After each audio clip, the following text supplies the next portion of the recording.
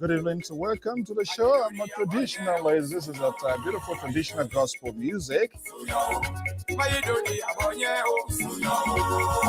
And this one is coming from the southeastern side. That's Grand Gita County. No hate, no hatred. Let's be friends.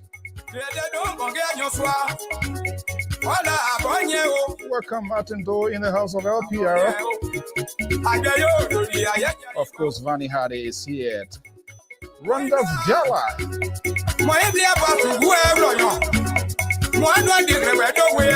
The guy is simply saying no hate. Let's be friends. Let's be together. Let's work together to make Liberia a better place. And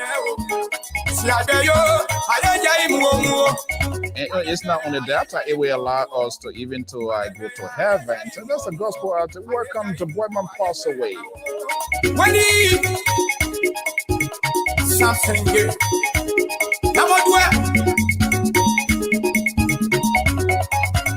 The conversation continues right here. Opposition parties scrambled over the president's state of address, trying to tighten their political grips.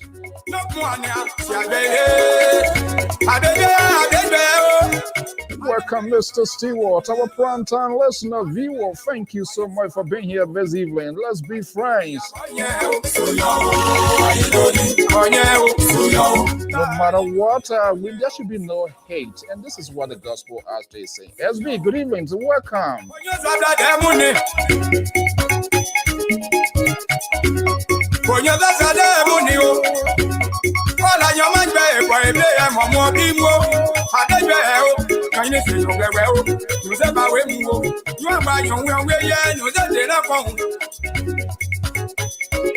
The man himself, Dwallo, is in the house. And then this guy is a gospel artist. He says that heaven does not need gossip, which you do all here. No gossip, no backbiting, no hatred. Bitterness will not enter the kingdom of the Almighty. Fella, good evening. Welcome. Manju Suarez, good evening.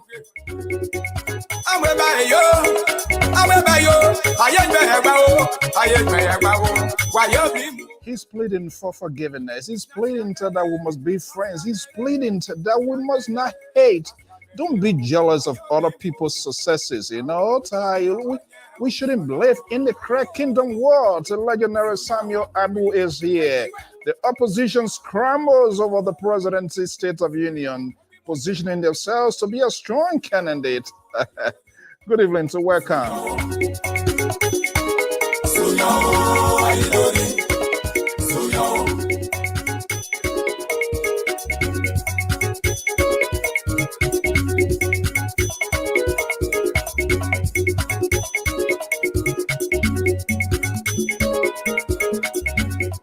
All right, what a beautiful song right here this evening. Here, I just told you guys I'm a traditionalist, so most of the time I like to play these traditional songs because it is our culture. We need to take reflections because it's like we are running ahead of our shadow nowadays, and this is where all of these problems occurring here and there. So we need to take a break because we are running above the speed limit. I am Alfonso Zianso of the Liberia Public Radio and Lpr-Tv. We want to welcome our viewers and listeners across the globe. It is time to discuss Liberia. Too much is at stake.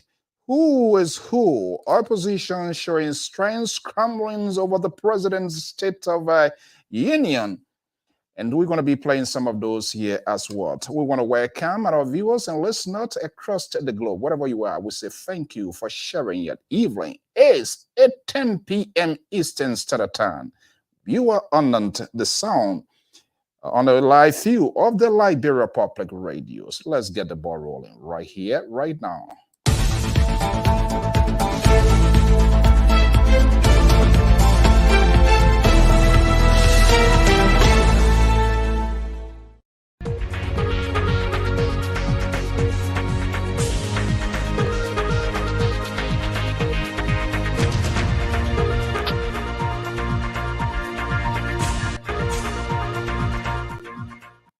Good evening. I am Alfonso Zianso. I am not in the military, but I'm a half fan of the militaries, of their sacrifices and commitment to national cause. So I try to kind of like sympathize with them here this evening of the enormous sacrifices and commitment to call.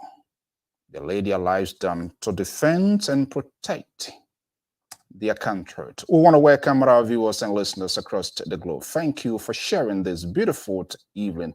Nice and quiet here in the East Coast. I'm not sure how it looks like, but somewhere in the Midwest and other places, it's terrible. It's cold. I was in Minnesota this gone weekend. My goodness. Oh, it was horrible. But we said we wanted to come to Ducor. We are in Ducor, so no need to complain.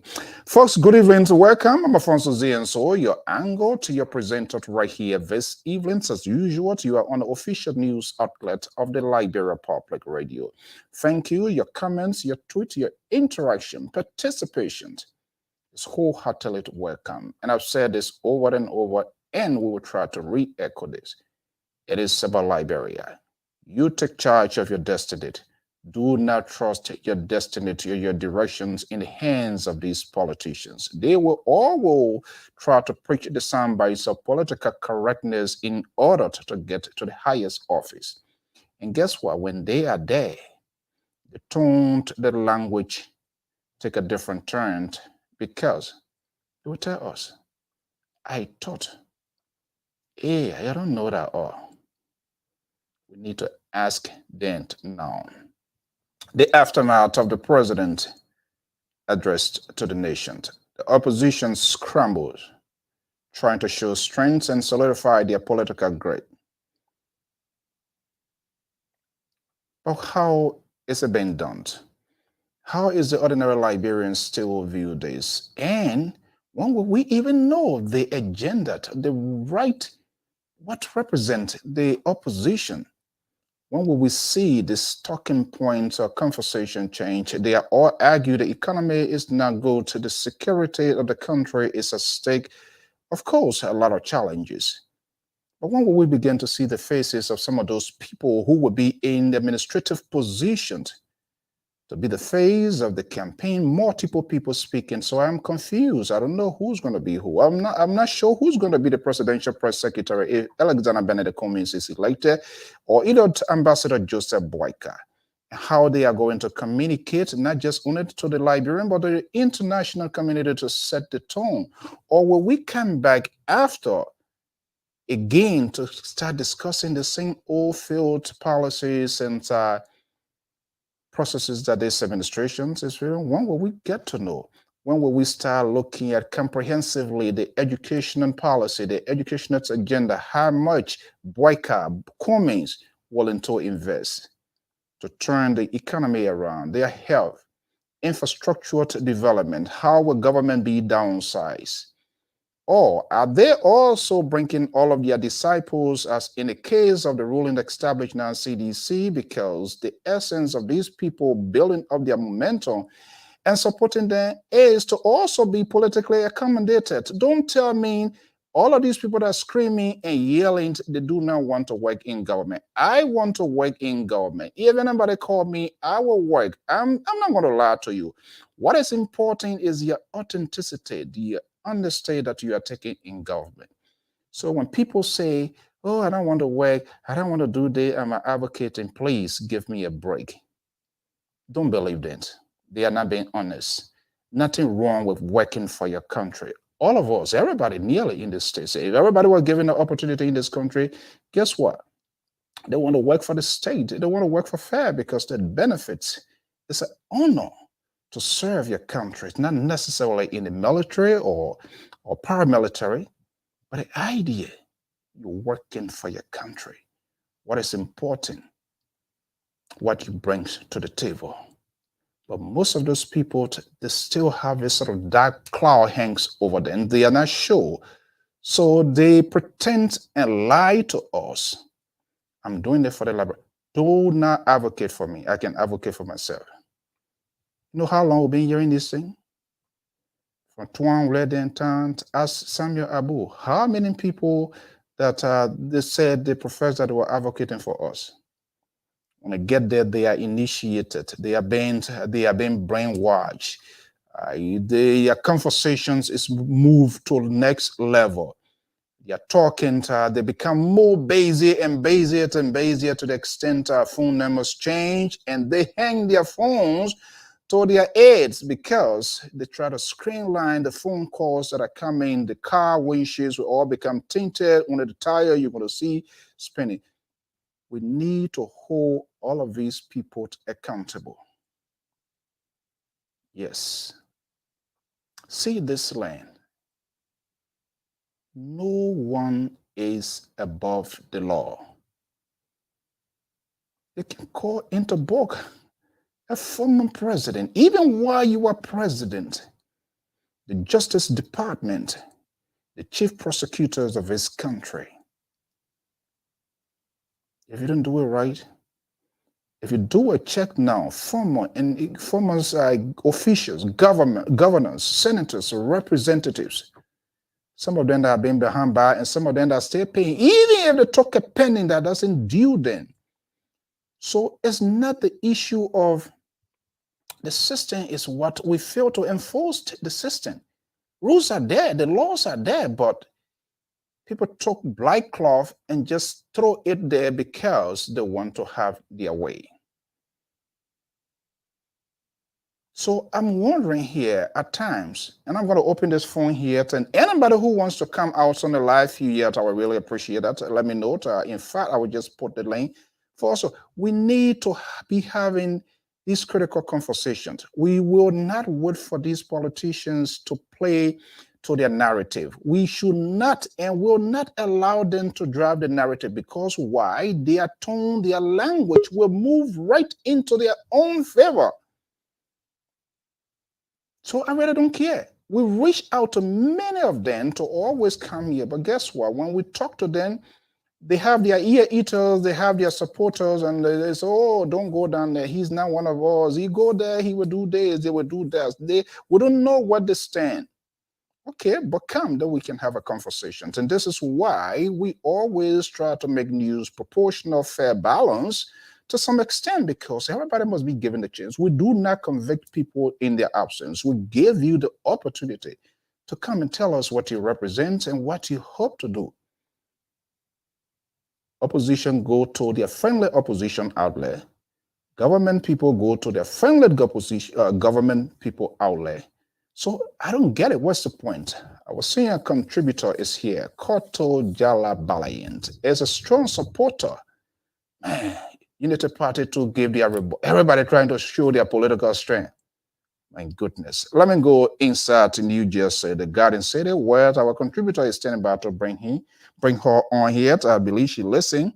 Let's see what she make of the rebuttals coming from the Unity Party. Why did Ambassador Boyka himself did not take the podium and there was a proxy? I'm just curious. Well, they can designate somebody. But at this time, we want to see all of these people who are contesting for the higher office of the land. We want to see them. We want to see them. Let the camera focus on them. We don't want no excuse. Oh, because of X, Y, Z, this is so person. And Koto going to be coming here now. She's going to have her good and perfect excuse of for Kennedy why he could not mount the podium. Watch and see. I'm sure she's not hearing me, but we're going to get the ball rolling. Let me bring in Koto Jala Balahin is our contributor to the Liberia Public Radio, Lpr-Tv, based in the Garden City area of New Jersey.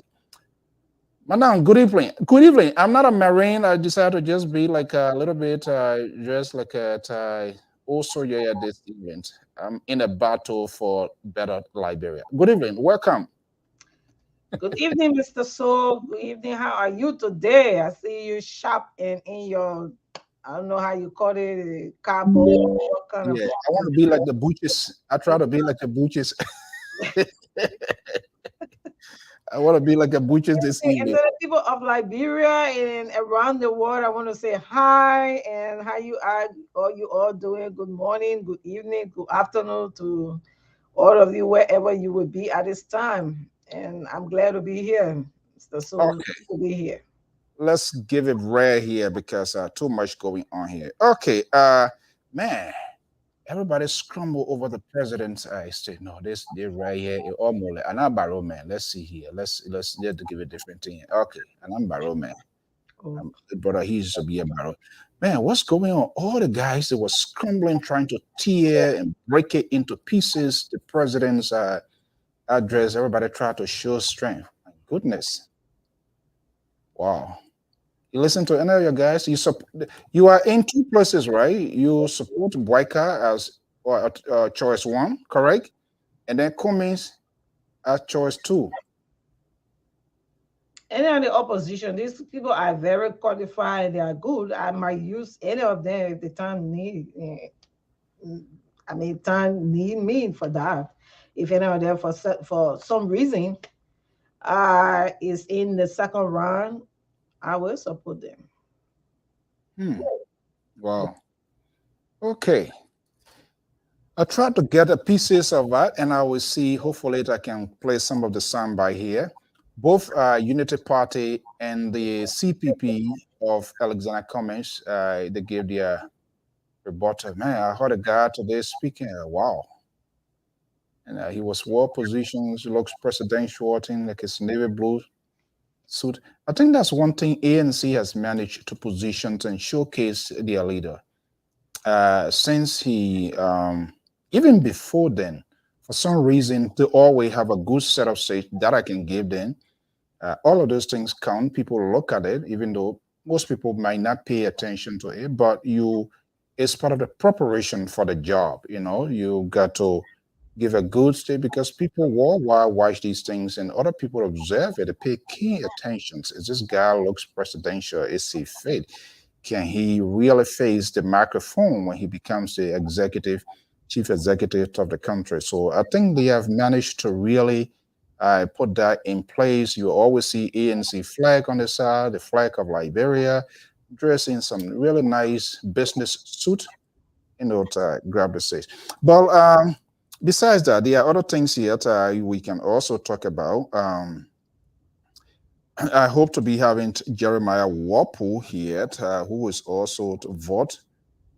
He's been into this thing here, but it looks like the whole opposition thing right now, everybody crying there. Oh, my goodness, here we go again tonight. Oh Lord, I didn't see this one coming. Oh boy. All right, Koto, I would say let's tighten our belt. But for the most part, you guys, there's some commonalities here in terms of your support, but it on nothing guarantee we. Let me bring in the liberal progressive on this network. He's one of the nicest guy here. Sometimes let me bring in the liberal progressive. The liberal progressive of the Liberia Public Radio, strong supporter of Ambassador Joseph Newman. Boyka. That is how the BBC guys, a reporter, were calling Newman Boyka. The liberal, good evening. Good evening, Mr. So. Thank you very much. The one thing I do know is that Joseph Baka is not part of the how do you call it, UBF in Liberia. They don't dress like that. UBF, that your secret sign you can be throwing that I'm an ambassador very straight. Koto, we're having good conversation here. He start opening a front line here. So, did I say Bwaka is a UBF guy? No, just your hat remind me about UBF. Wow. I don't know a little. You know what? We need to give a whole week to this guy and Amos Joy and see how the show will really go on this net. It would be it would be a really political satire. Oh, I want to see how it look like. Why you gotta what do you mean? So are you saying I'm a UBF man? Even if I'm a UBF guy, what's wrong with that? Well, I mean, most of your like room, as soon as you start going up, you start moving up the ladder. The next thing you want to do is join the UBF. All right, okay. You know what? It's too soon for the start. Okay, the small things. I am following live from Liberia. All right, thank you so much. The small thing. Uh, you know, this is the convictions and passions of Liberians. I have come to realize that because I don't care the going gets tough and the tough gets going. The last thing they try to reserve and tie their belly, their stomach, is to know what is happening in their country. And I think we must applaud them for that.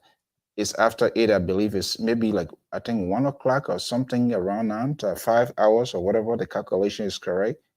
And this young, either man or woman, whoever the person is, to be up, and other people in other parts of the country war, is how desperate and how eager they are because they want good things to happen. Okay, so Koto, let's get some of the political G's. What are your folks and sources telling you that after the president's speech now, everybody now is like a ego, they tearing it into pieces. The president put the country in the hole. He do this, he do that. Okay, who bringing the ladder for us to get out from that hole and come on the show and be able to get some fruits for us to eat? Finland is in the house. Scandinavians are Finland. Wow, you know, Liberians are everywhere, and they are so concerned. My dear brother Benjamin, thank you so much joining us this type of morning or hour to you. So, Koto, what are you hearing from your end? Let me start picking on. Oh boy, I can't even get into this guy. Probably I don't care whatever he says. He started with me already. Is the ambassador? Is he still here? The ambassador is around. You mean Ambassador Booker? Yeah, Yeah, he's there here. it's a wrong way. Yeah, I heard you saying something, and I just wonder because you say I coming to give them, I coming to be backing them, and I coming to be saying, Oh, you uh, know what I was saying? but I'm here. I'm not here for the talk. No, the thing I was talking, yeah, yeah, I was just joking. Oh. Mm. Oh, you scared, huh? My microphone was open. I didn't know. I just said, Jassy. I just said, Jassy. You know, one thing, No, Jassy, one point I want to make clear here. You know, mm, I'm not a member of the Unity Party, huh? But I think it's one of the parties, you know, that is institutionalized. It's not just based on Joseph Yuma Bwaka. It is an institution. So in the absence of Joseph Yuma Bwaka, there's somebody there speaking on behalf of the party. The face of the party is Bwaka, but the party exists. Okay, so somebody is there to speak on issues. It's just not when Bwaka is not there, I mean the party is there. You know, unlike other parties, when the political leader does not speak, then the party does not exist because it is all surrounding the political leader. But unlike that, the Unity Party, that's what I respect them for. They are institutional build, institutions. They don't mainly rely on the political leader. They base their decision on their council members. So I think from where they have the spokesperson to speak on behalf of the Unity Party, because mm. the absence, yes, that's what it is. And I admire them for that. I wish one of these days I will be part of them, but right now I don't like people, uh, making me to look straight. What I want to do, you want to be restricted because of party law? No, I don't want to be restricted. So, That's why I'm not. so I'm curious here, Koto, are you independent or what? I'm independent, Mm. but I support candidates. Meaning that you don't tie yourself to a particular person. To a particular political party. I say, yeah. Then what is this? Mr. Look, Willie Hines, don't even go petition who to go where. What can I take? Look at this guy here. Something you now bribe people to even to come run campaign. Mr. So I would like us Zoom people to That's petition it, our liberal progressive for Chin district as representative. mhm. Yeah. Monchien you oh.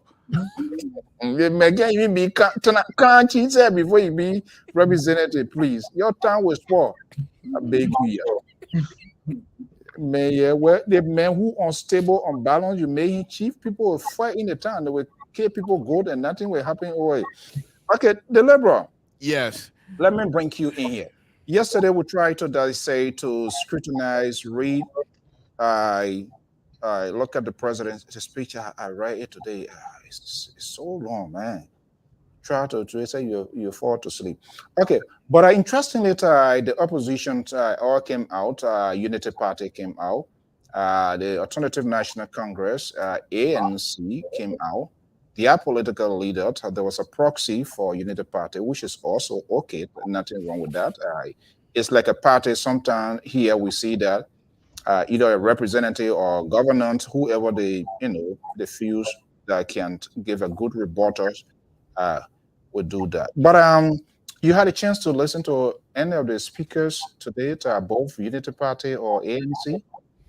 No, no, Mr. So the fact that I'm getting ready to travel here, my hands are tied. I don't have much time right now to look up. But what I can say though, whatever it is that they're doing, I'm from all indication and what I've been reading so far, I've not heard them giving praises to the president for one or two things. You know, let me read this. This is what they're coming out again.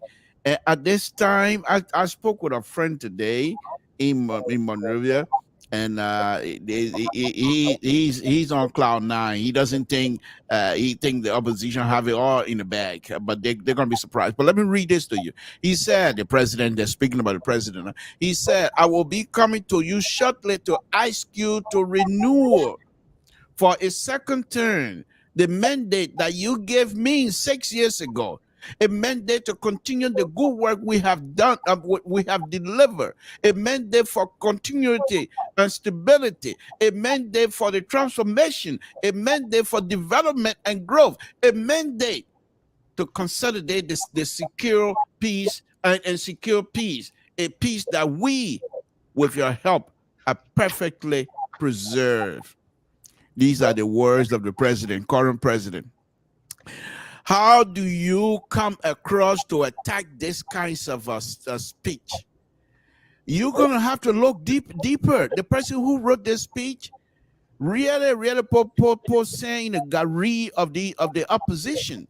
They're going to have to come out better than these short men, talking point and things like that. Liberians are not stupid anymore. And if they are not careful, and I'm not saying here that the deal is done. The president has not sealed anything yet. And I don't think he will be able to, because he has record.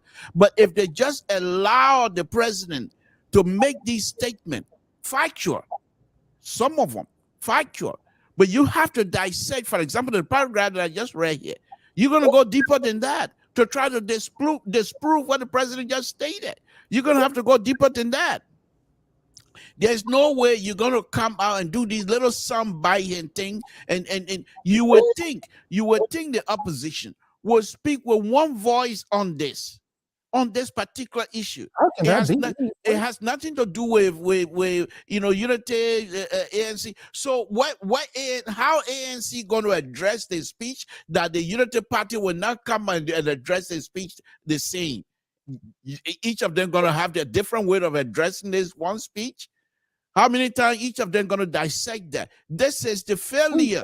This is the failure of the opposition. This is that's going to be their undoing of the opposition. Look, wait a minute. You're trying to get yourself drowned so early in this conversation. Are you saying, before I go to court, I want you to put yourself on the pole here this evening, literally. Are you saying the talking point of ANC and Unity Party should come together overnight and give one statement? Is that what you're talking about? If you're going to rebuttal the president said to speak, you're going to have to do it in like a press conference. You're going to have to organize the press union of the Republic of Liberia, all of the press. What the heck are you talking about? Mr. So, I'm talking about rebuttal. You're going to have to... Excuse me? Just like him, that other guy, you want him to be representative? Hold on, Mr. So. If you're going to rebuttal the president, look, this Liberia is not a banana republic. Let's get that clear. Liberia is a republic. It's a country respected in the international community. Now, if the president finished giving the message or whatever they would call it, and if you're going to rebuttal, the president uses a medium. He uses the press of the Republic of Liberia to carry his message through. So you two gonna ask for time, add time with the press union of the press of the Republic of Liberia to say we want airtime. But how you gonna even ask for airtime when all of you singing different songs here and there? They are not serious. These people are not serious. I have not seen it yet, but I'm hoping that very shortly they will come back again and tell us exactly what it is they want to do. Koto, please take it that your patron, he support Ambassador Boykato. Are you hearing what he's saying? No, I differ with him on that.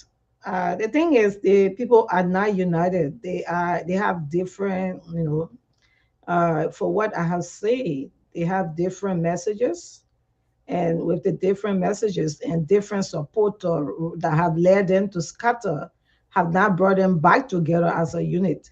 So in this light, they speak as individuals, and if they speak as individual, when time comes, I think that where we will be missing the mark. All along, people have been having election, people have been going as political party and as independent candidates. When the time comes that there have to be a support given to somebody, then we rally our support around them. But for now, they stand individually, so you can't force them to speak as unit right now. So for me, I think we have crossed that other bridge there. Maybe I don't know if miracle is performed, okay, but for now, I think it has reached a point where I don't see it. I hope it comes, but Mr. So, just thanks, madam. Mr. So, this is the liberal. I'm not here with some kind of sheen face. Their beautiful, handsome faces here. Ain't no sheen on it. I'm too handsome to be ashamed of anything. I'm just too handsome. So people love me. So I'm not here to talk with shame face and what have you. But here's my point, and this is the prediction. Take it to the bank from the liberal progressive. When it's all said and done, Unity Party and ANC will come together with Ambassador Bakai at the head of the TK and Honorable Comey second in line. Short of that, I'm not in the I don't see myself retiring right now anyway. So I'm doing good. I mean, God has blessed me. So I'm not worrying about getting job or whatever.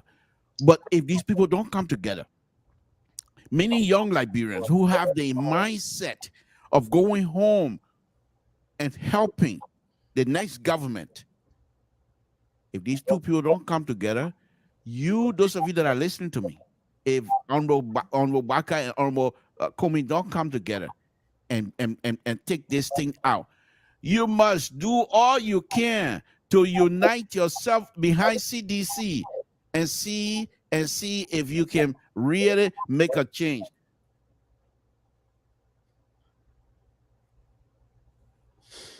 They have an old saying that not because my mom died, so I go saw Baboon Tete. I don't know.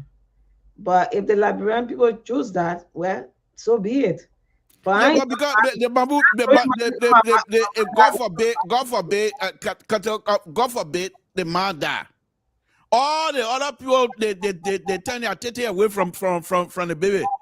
No tete coming to the baby. What you want the baby to do? The bamboo there. The bamboo say, I close up to the human being. I'll get you my tete. The baby must say no. That's the saying. That's because Babu not going to be giving me a breast milk. I take it. No. So, in the interest of fairness, let's just hear some of these people's soundbite, and we'll start from Unity Party. Just a little bit. We might not be able to capture everything. I really didn't do a selections, just a random pick. But let's see what some of the things that they were talking, and we can have a conversation. And we'll open the phone lines as well to allow our folks to participate. Let's listen to Unity Party spokesperson or the chosen person that spoke on behalf of Unity Party today. It's a blatant abuse of power. That's it. Recently, The government announced to the public that the Western Cluster Concession Agreement ratified in 2011 was being activated using an illegal MOU. There were several breaches in the MDA, which only qualifies it for renegotiation. Western Cluster owned by the three counties, 24 millions didn't meet the exploration deadlines, didn't establish any production sites, and have not commenced the development of the agreed infrastructures, the construction of road from Bummy Hill to Mana River, the construction of rail, and the construction of a port. The government used an illegal MOU and waived 15 million of this SDF and allowed Western Cluster to lift the direct shipping of shipping on the illegal MOU. This is stealing. Liberians expected to have heard the president speak about his government's approach to avoid the progressive abuse of over 300 million US dollars in duty-free privileges granted prior to the delivery of the 2022 annual message. The president deliberately decided not to speak about this very important issue as he had committed to do in the last State of the Nation address.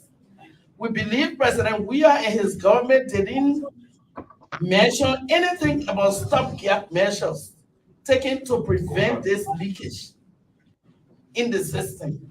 He and his government continue to abuse the granting of duty-free privileges, which could amount to more than 300 million as we speak. Additionally, the president mentioned less about the progress of restructuring our domestic debt.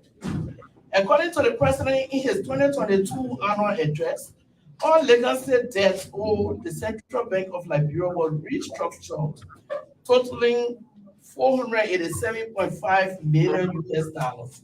The total public debt stood at 1.69 billion US dollars on January 1, 2022, increasing our public debt.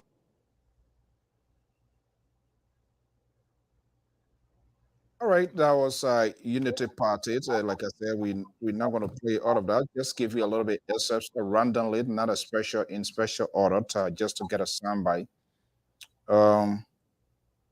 That was Unity Party. Is Unity Party it's perfectly in the positions to argue all of these things? I mean, if you play the entire speech, some of the things that they talk about here, but can they argue in as much we have this sort of field and lapses in the administrative policies of the GOL? Is Unity Party, can they make convincing point?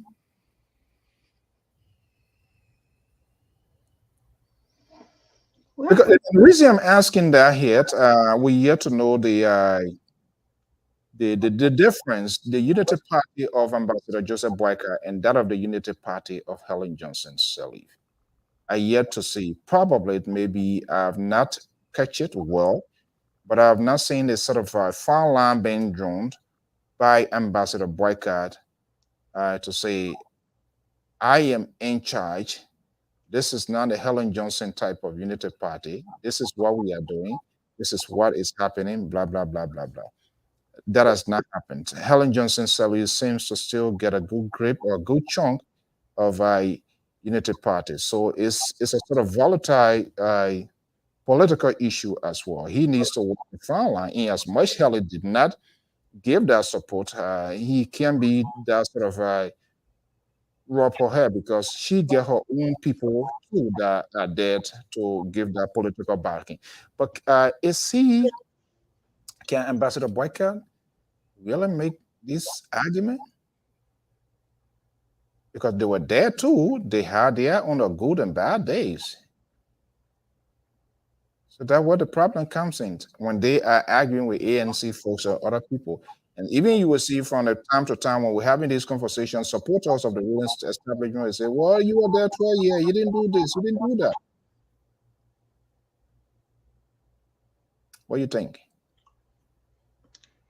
Well, okay, let's agree that you know that's the argument. Somebody would come in and say you were there this amount of time, you didn't do this. Okay, like the CDC always saying, you were there 12 years and you didn't do this, Is and that this a is why. is This that is a why. is that a valid argument? But this is why the people chose to put you in power. So if they took you that you say you have done better than them, are you doing better than them? So that would be the question. You promised me these people didn't do well, but you will do well. But comparing their time to your time, is it better? Okay, so that where the comparison will be. Let me see whether my life was better then or my life is better now. So when I compare the both of them, because sometimes the argument is so lazy that, oh, okay, uh, Unity Party had people that they were paying 25,000, and that's why the immunization came about. That was one of the arguments I was hearing. But let's agree that these people were paying that amount. Were they still not getting amount in 5 years' time? Is the debt right now in question is now more than the 12 years they stay in power? So those are the arguments. Okay, you agree to harmonize. Let's look at one of the issues that the president was actually talking about, that he did not know that uh, most of the civil servants are below the benchmark or the civil servant borderline payment, or what we call it. Why would he even say that sort of thing? Okay, so let me say that now you did a harmonization. And even if you said that you are going to increase these people to 150, what happens to those that are already in the 150? That is going to be a step up there. So it doesn't still make sense to me. You harmonize. If I decide to harmonize, it means that I should harmonize to be able to accommodate more, to reduce poverty. But did that happen? So those are the issues. Those are the places that the argument will be. Yes, you did harmonization. You say, okay, some of the government officials were making 25,000. Some were making 18,000. Like you agree, which is fair. I agree with you. But what did you do with the difference in that? Did you put yourself in a position to say, okay, I have come to relieve my people from poverty, and then restrain some of our spending to be able to accommodate our people that are poor today? But rather, you spending lavishly, taking 48 days to be out of the country. That money should have been taken and be spent in a positive way that will make impact on the life of the people. You took that, but today you are now saying that you should give you 6 year again, so that you will be able to give these people pay. All the 5 years you have stayed there, you didn't know that they were below the poverty line or below the normal pay. So those are some of the arguments I will be making. Okay, that's just one issue of that. That I, one there, something I don't honestly, know whether people look at when I was reading the speech. So I don't know vividly, but I need to be educated on how many times a president can sign executive order. I don't know if any of you have no, idea on that. yes, no, executive order is some sort of it's another word of veto. Yes, but there should be a limit. I don't know. Yeah, only if the Constitution allows it. But if the Constitution do not put a limit on it, he can do an executive order. The next president who come in can then undo the executive order. So it's not Executive something. order is just That's why, because in America, I think they are limited to three, but I don't know about yeah, Liberia. that is a very critical Yeah, piece. so I'm thinking about it, and that's the question I want to ask.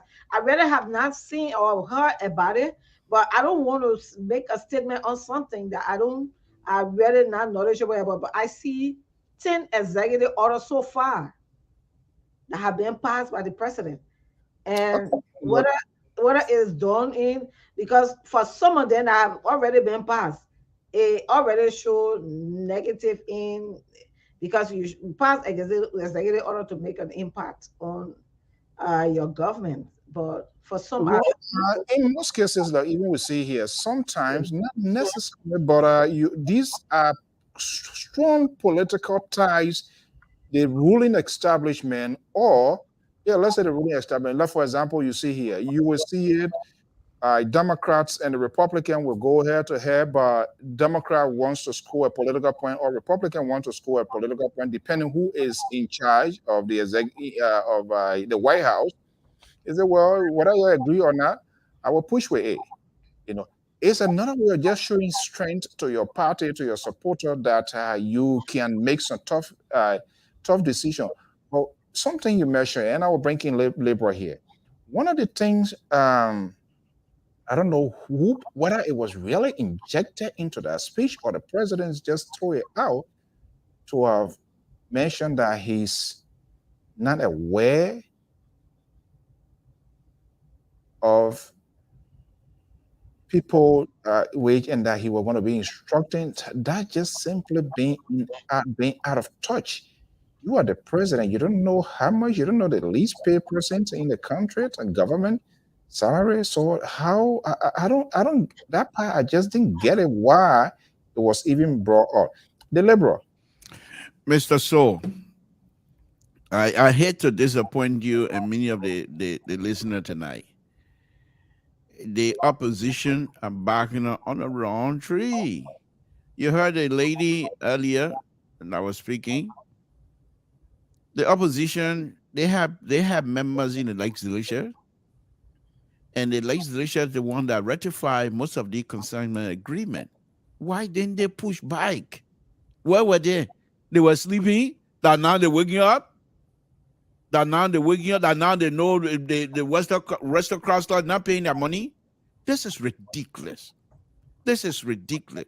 And then when you say, then they say, oh, the president, they're trying to politicize this. No, you started it. You have the ability. You and your people in the legislature can hold these people responsible, because you, as a legislature, will be able to ratify these things here. But you allow brown envelope, and then you ratify it. Then out of a sudden, the people now, we the president speak about it. Well, the president, you already ratified that. So when they come out with the MOU, and the MOU, if you're not satisfied with the MOU as a legislature, perhaps you can call this MOU back into section and discuss that. But then to try to use it as part of the State of the Nation address, ridiculous. Mr. So, let me just tell you this. On a very, very serious note, Mr. So, these people have the opportunity, opposition, when I say these people, I mean the opposition, they have a great opportunity to show, for once, to show some unity spirit among them. Now, you can say Ambassador Baka is not in Liberia, or Kumi is in Liberia, but look at the technology we have today. Yeah, you are. Yeah, Koto. Yeah, I am. I'm way here in Sacramento. You're way over there in Rhode Island. Koto, I believe, is in New Jersey. But here we are with three of us, and we're speaking, able to understand each other. Why is it that Ambassador Baka and Kumi cannot do the same thing and address the nation as a group? This kinds of the president, I told you guys before, Mr. So the liberal is on, and I'm on a roll. The president, I told you guys before, the president didn't come to the position because of his leadership ability. He doesn't have it. He does not have it, but he's very popular. He's well loved all over the country. All over the country. To dislodge this president from this position, you got to do more than that. It requires a surgical response to this state of the nation. But you know what they're taking to dissect it? Instead of taking some real surgical instrument, they're taking coglitis, they're taking axe and stuff like that to dissect. Where you gonna cut? You think that tree we're cutting down? Yeah, how you gonna dissect this thing? No. First thing you have Kumi and Baka responding in unison. So people will know, even if you don't agree on many other things. But there were so many things that were still there here in the president speech that these people, they have the ability to actually go deeper with evidence, with proof that some of the things that was stated by this president, the president said this is what it is. Look at the kinds of technology we have today. The president said this is what we have in real life, real time. But what they do now, ANC go speak. Then when they finish, then Unity Party speak. Now in the same world, is that how you think you're gonna win the election? The president coming to drop another music on you. And they may enjoy himself. He come and drop another music bomb on you. And you're nothing, there's no response. You can't respond to this president with anger. You have to go to the base of this president and speak their language. But you don't do that. I saw something on social media where the president is in with some of the comedian, and the president started cracking joke. You see what I'm going with this? Why everyone else is taking it seem very, very serious? The president is there cracking joke. He's getting into the mind. You think he's not serious? Please, he's getting into the mind of the Liberians. So, Mr. So, we got to do better. We got to do better. And now said, now yeah, thing is say we get this thing corner, please. Okay, let me. Koto, are you there? But Yeah, okay, this is before where, you come in, I don't know where you're coming from with this point that for Boyka, because of the speech, Boyka and Coming to come together and what give one speech. Is that what you're arguing? No. What I'm saying, let me explain it again. Perhaps the liberal is since he's on the road tonight. I think many of my comments are blowing out somewhere, and the people are not listening. But let me explain myself again. In this type of speech that is full with so many errors, but according to the president, these are factual. You have this. You take this thing as serious as much as possible. You have the Ambassador Bakai on one side on the screen. You have Honorable Kumi on the other side on the screen. And perhaps before they do that, they will have had some sort of a way to interact, you know, in terms of dancing with this thing here, and you respond effectively. They know how. They know what to do. What are you talking about here this evening? Well, only if you are going to the school of liberalism, you will understand what I'm saying. Other than that, with your conservative idea, this is just, it's too much for you. God forbid, that school would never even say what I'm here. You alone can go to that school. What are you talking about? What are you talking about? What you're saying here is just all over the place. That's why this guy's saying you're confusing people as you Well, speak. Mr. So, if here's the thing here. Anybody that want to be confused will be confused. But if you're up to the task, you will be able to understand what the liberal is talking about. I'm not speaking cold languages. I'm speaking pure Liberian language. Politics, Liberian politics, by the way. So please spare me in that. All right. Koto, you want to respond so I can play it ANC on the PCA too so that it can be fair and balanced? yeah, I want to say something what Mr. To said, for which I agreed with, is about the legislature. I have seen that they have not realized that they are the first group of government. And I see some of the decisions they make, and they don't realize that they have the strength of exhibiting or rejecting some of the things that is being done. For typical example, they have purchase that they approve or things that they approve, and the president takes it as his as its glory.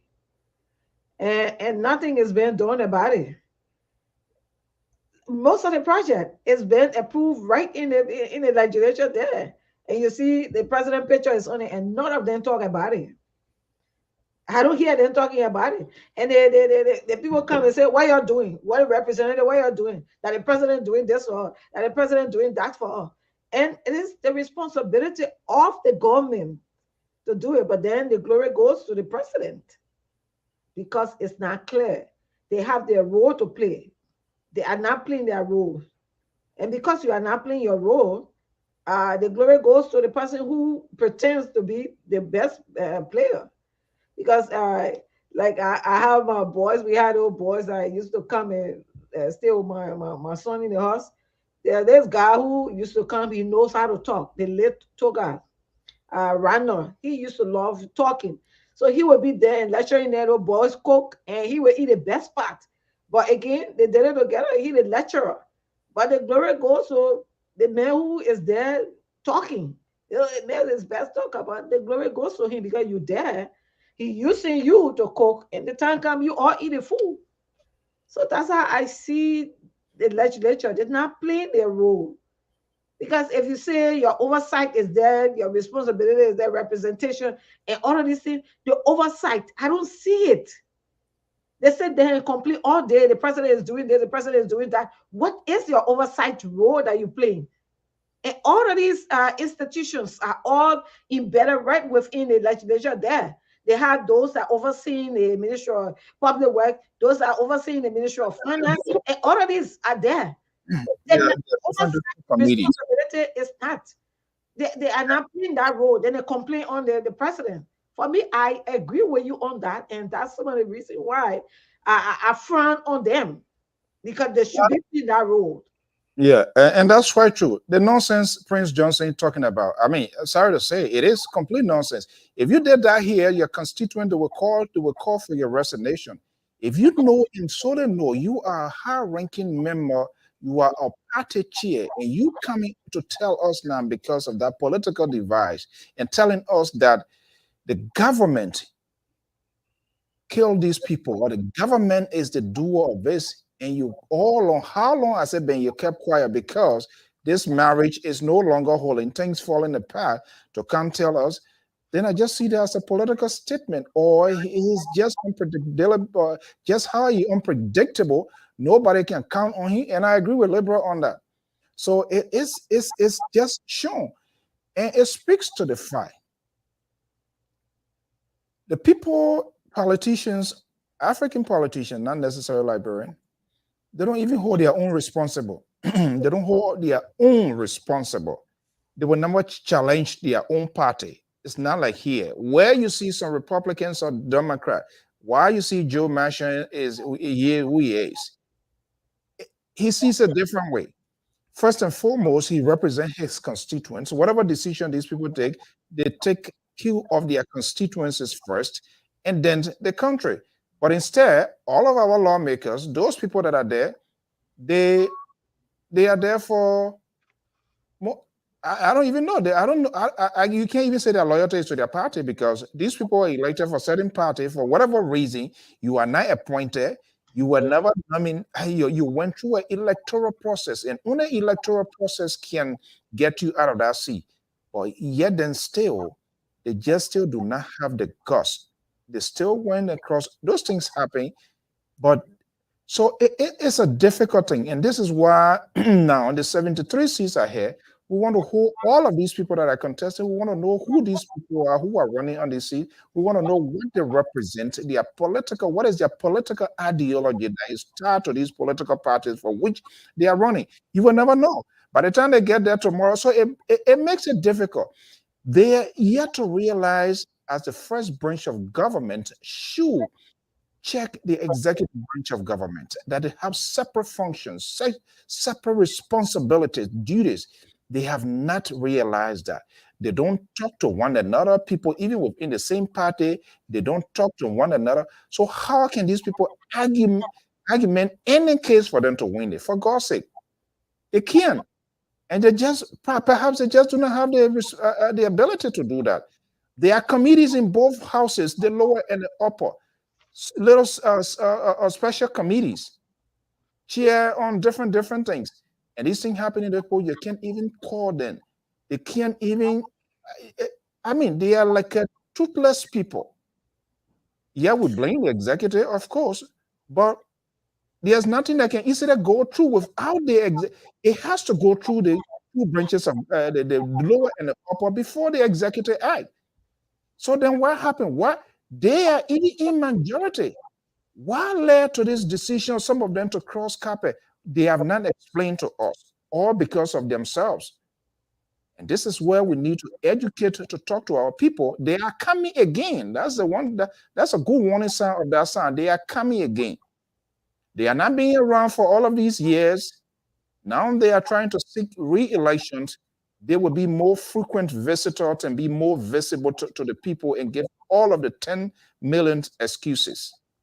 Yeah, and I also heard what Mr. Toll was talking about. Uh, we are meeting up with the comedians. When he started meeting up with the comedians, it said because he wants power now. Oh no! Yeah, okay. Well, I don't. I'm not seeing any footage yet, but this is one of the things. Let me just tell you now. You know, and that's one of the things that is appealing to people. People we see things differently. Security is more or less important. He always has a tendency, even when he was playing soccer, and he tried to transition that in the real-time political world by making himself visible. It sounds stupid, it sounds crazy to people out there when when President Weah is on Lane Street or Randall Street playing football. Guess what? The typical Liberian, typical voters out there, they have a different perception, they have a different view about this man here. This president is down to earth. This president is visible. He can go anywhere. So I don't care. You got to be very careful if you're on the opposition side as to how you're going to kind of coin your words or how you're going to do it. It will not resonate. If you think you want to be that forceful or bash, they will not resonate. We can't even Mr. So, we can't do this. I'm coming. I want you. You're gonna tell you're gonna have your day. I'm just saying this is a very volatile. It's a very delicate thing. We are sitting with India Maka is almost like people going on SLN, right? So yeah, that it.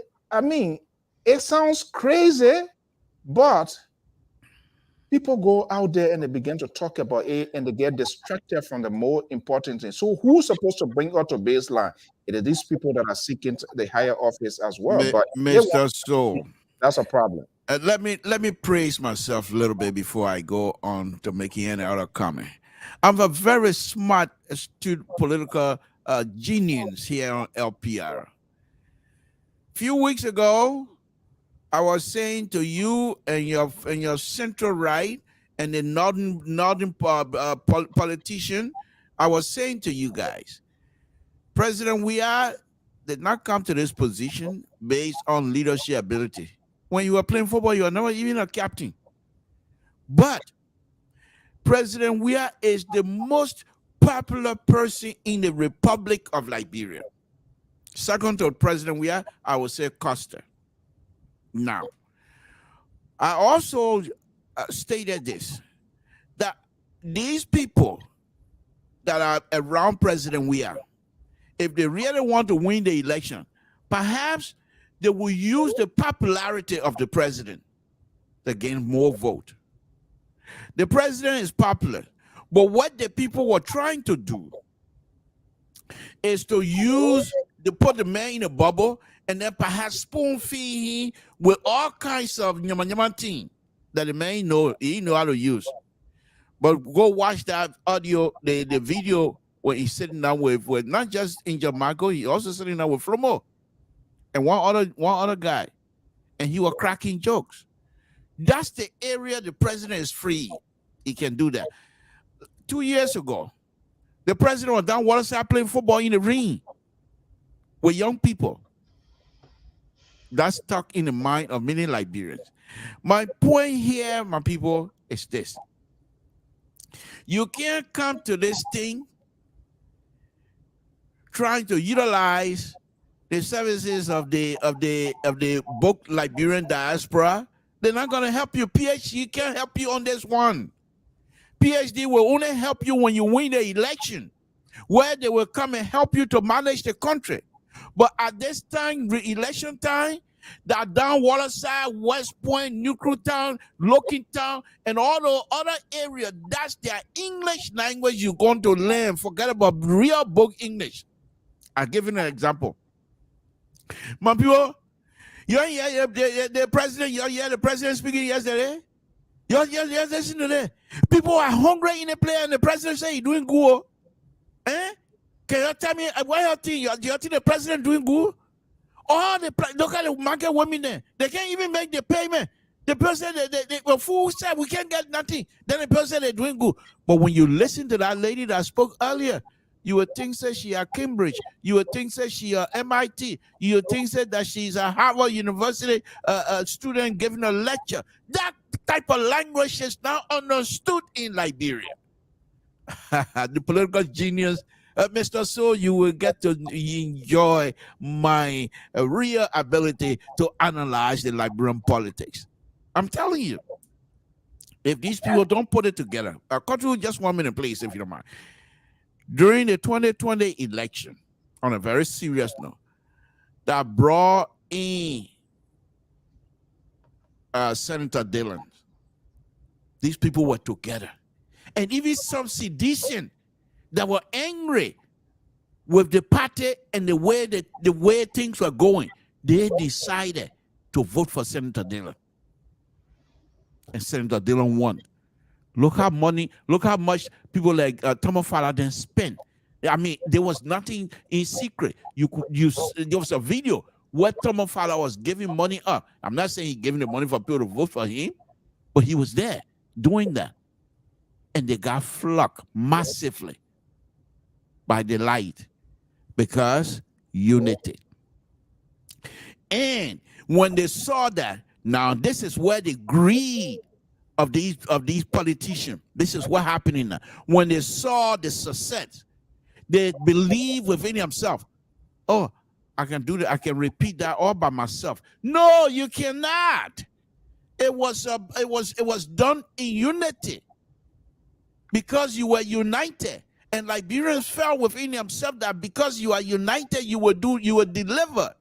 Not on the single person. You can't beat Dr. Weir. A single man, you can't make it. And this, Mr. So, is a real politics analysis that is coming from a liberal. Koto. Thank you, Mr. To. But again, what a PhD, what a colloquia, what we will be looking at is the reality. It's the reality. If the PhD didn't do you good, has the colloquia done you good? For me, when I'm running a campaign, if I'm opportune to get there and start running a campaign, those are the things that we'll be looking at. And we saw it. Let's listen to some of the views of people in Liberia today after the speech. Even prior to the speech, there were Liberians in the street that saying that, oh, people coming up to say, okay, the president have done well. Can we see some of the things that the president have done well on? So, I mean, for now, it's a different ball game. At first, they didn't know that. That's why they elected him. But now that they have elected him, then you compare with what he have done as compared to what he didn't do then. When we talk about him playing on the football the other time, it was because at the time the midterm election again was coming. He took that time to use that football. Let me ask you. I know he's popular, but to that level that he went to, it was during the midterm election period. Again, now he coming with this strategy. So if I am the one, it's like the country people can say, you can fool me, you know, to make the baby, but you can't fool me to win the child. So those are the things you should be looking at. Okay, the man came the first time, he brought a strategy, and you gravitated towards it and thought that he would have done the best for you. but have you achieved what you really wanted him to do? So far, if I were in that shoe or I am in that shoe, that's how I will be making judgment. It's not because somebody come and sit with me or and talk with me, not because somebody is closer to me, but what is benefiting the country? Not, for example, for me, okay, personally, and that's why we're looking at personal interest. And then you look at personal interest, somebody could be nice to me and will not be nice to you, and that is So, reality. But what is every one of our benefit is what we should be looking at.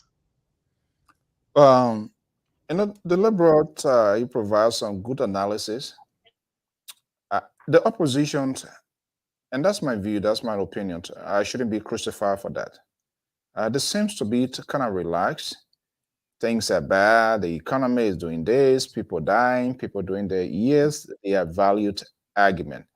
But are they doing enough? And are they putting all on the table to replace this bad with the good?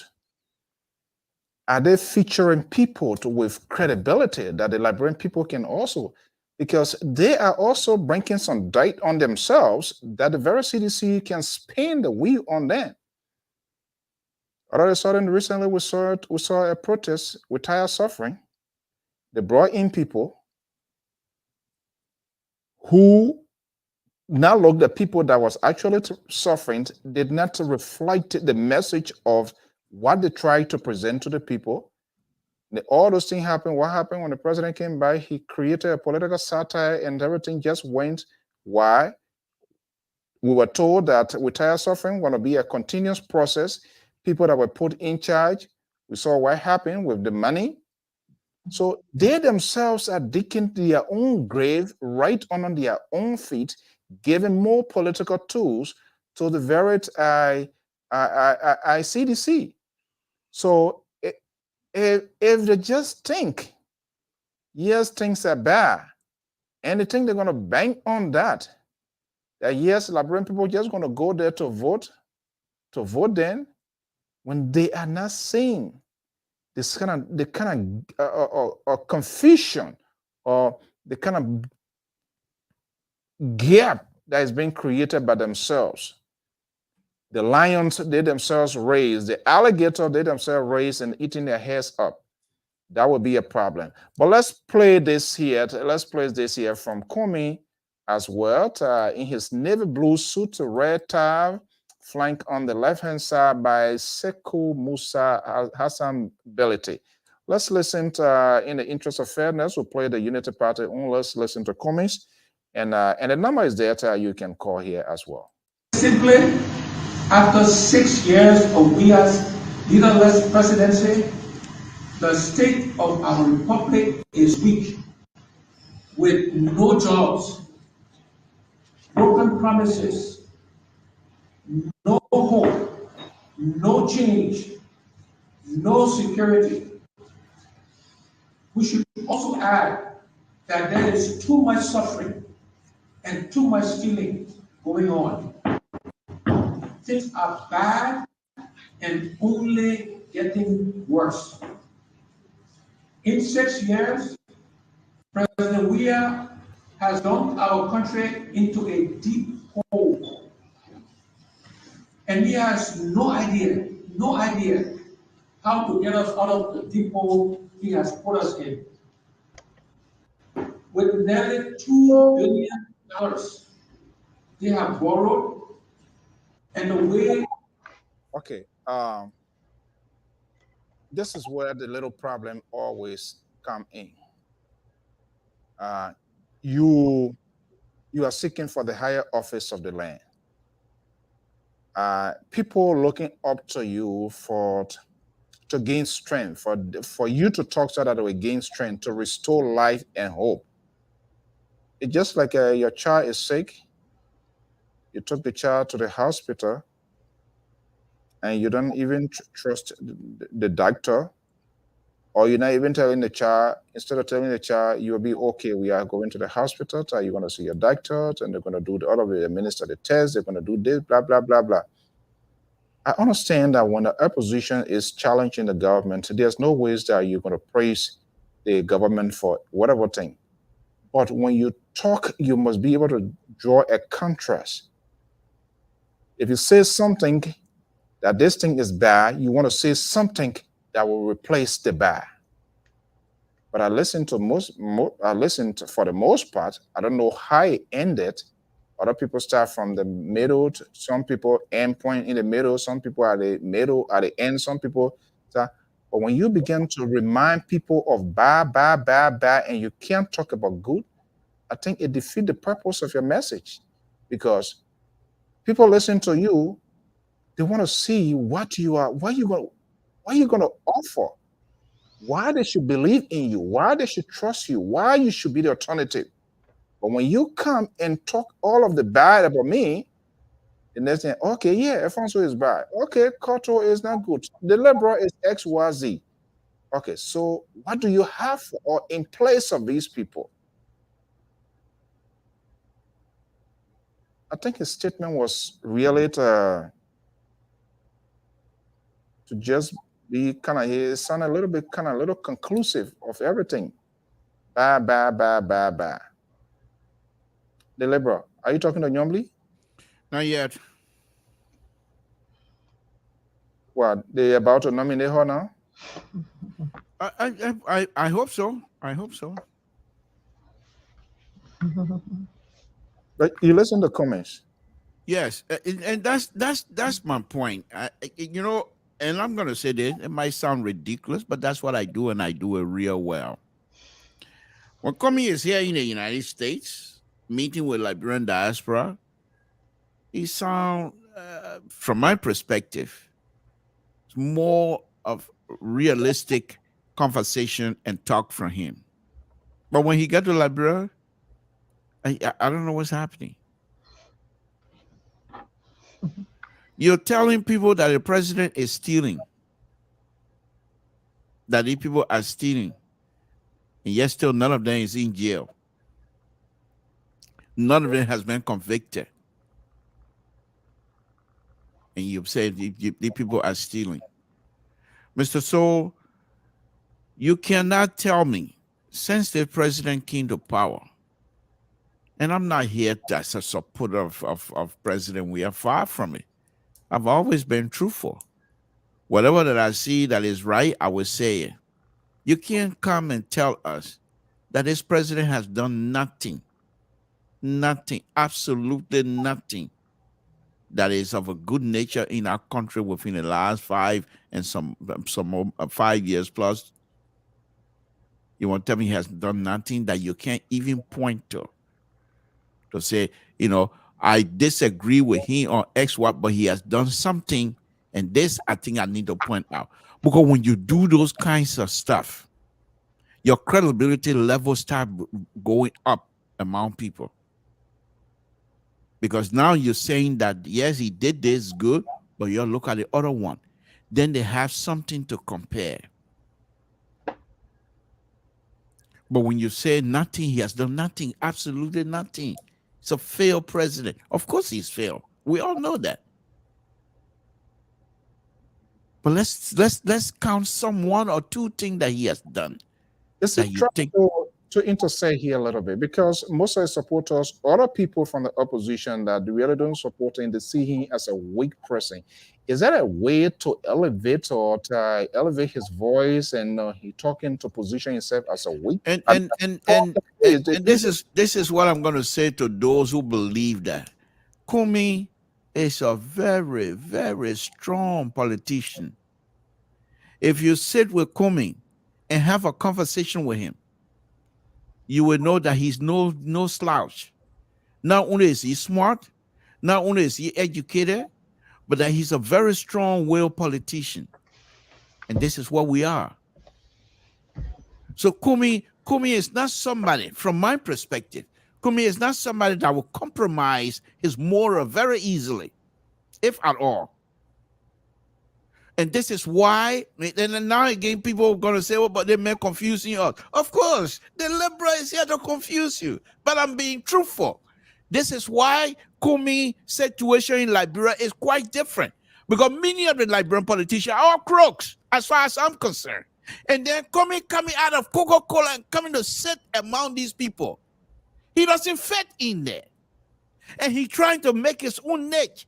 But in order for you to have that niche in the political arena in Liberia, you must have some sort of a corrupt behavior. Comey does not have that. And Comey is having issue trying to fit in with these people. Mr. So, on a very serious note, you saw what happened the last time, where Comey was invited by many of the politicians that was in the CPP to say they were going to crown Ambassador Baka, and they wanted Comey to come and sit in there, where they all agree that they're only going to have two presidential candidates that will be vying for the support of the CPP, and you're going to crown one person. You want a person to come and sit and help you out to crown that person. What sense does it make? Only the Liberian politicians that are unserious and are so much on the ethical behavior among them is unbelievable. And that's why when Comey got into this, I believe Comey trusted them. And he didn't try to find out who is what. This is where we are. Having said that, Mr. Soul, I believe that if these people put their ego aside and work together, it's just a matter of time before President Weah starts sweating. Because if you do not have the leadership ability that is well recognized and accepted by many Liberians, that this man has no leadership ability, but he's popular. And if you have an opposition that is united, Mr. So, don't listen to the Liberian diaspora. Oh, they can't come together anymore. It's done. Yeah. You stay here. Let's stay here. But the people in Liberia, they want unity. Because they know very well. Here's the interesting thing. Is this the only way out to defeat That's the only way out, Mr. So. You cannot have Ambassador Baka to come second in the second round, because the CDC that they are thing they're talking about first round, they forget it. Don't listen to them. The second round, you cannot say that Ambassador Baka will say, okay, I will try my best to go second round. Then the Kumi people that don't want President Weah to win, they will come my way. No. Because you cannot have an election and base your winning based on the fact that they will vote against and not for you. It's just a matter of time before that bubble can start busting up. So the point here, Mr. So, these people, they have no choice. And this is what the liberal is saying, and I'm predicting this. These people have no choice but to come together. They're going to have to. Let me be a little bit ridiculous here. Costa, Keseli, Lobo, any other person that's going to be brought on by Ambassador Baka, the three people will want to dominate that person as a vice president. Because these three people, they will do their best to make sure Ambassador Baka is in the bubbles. And the next, the person who they're going to pick as a vice president, you think they will put that person in the garage? No, they will put them in the basement. Forget garage, because garage you will get a little air.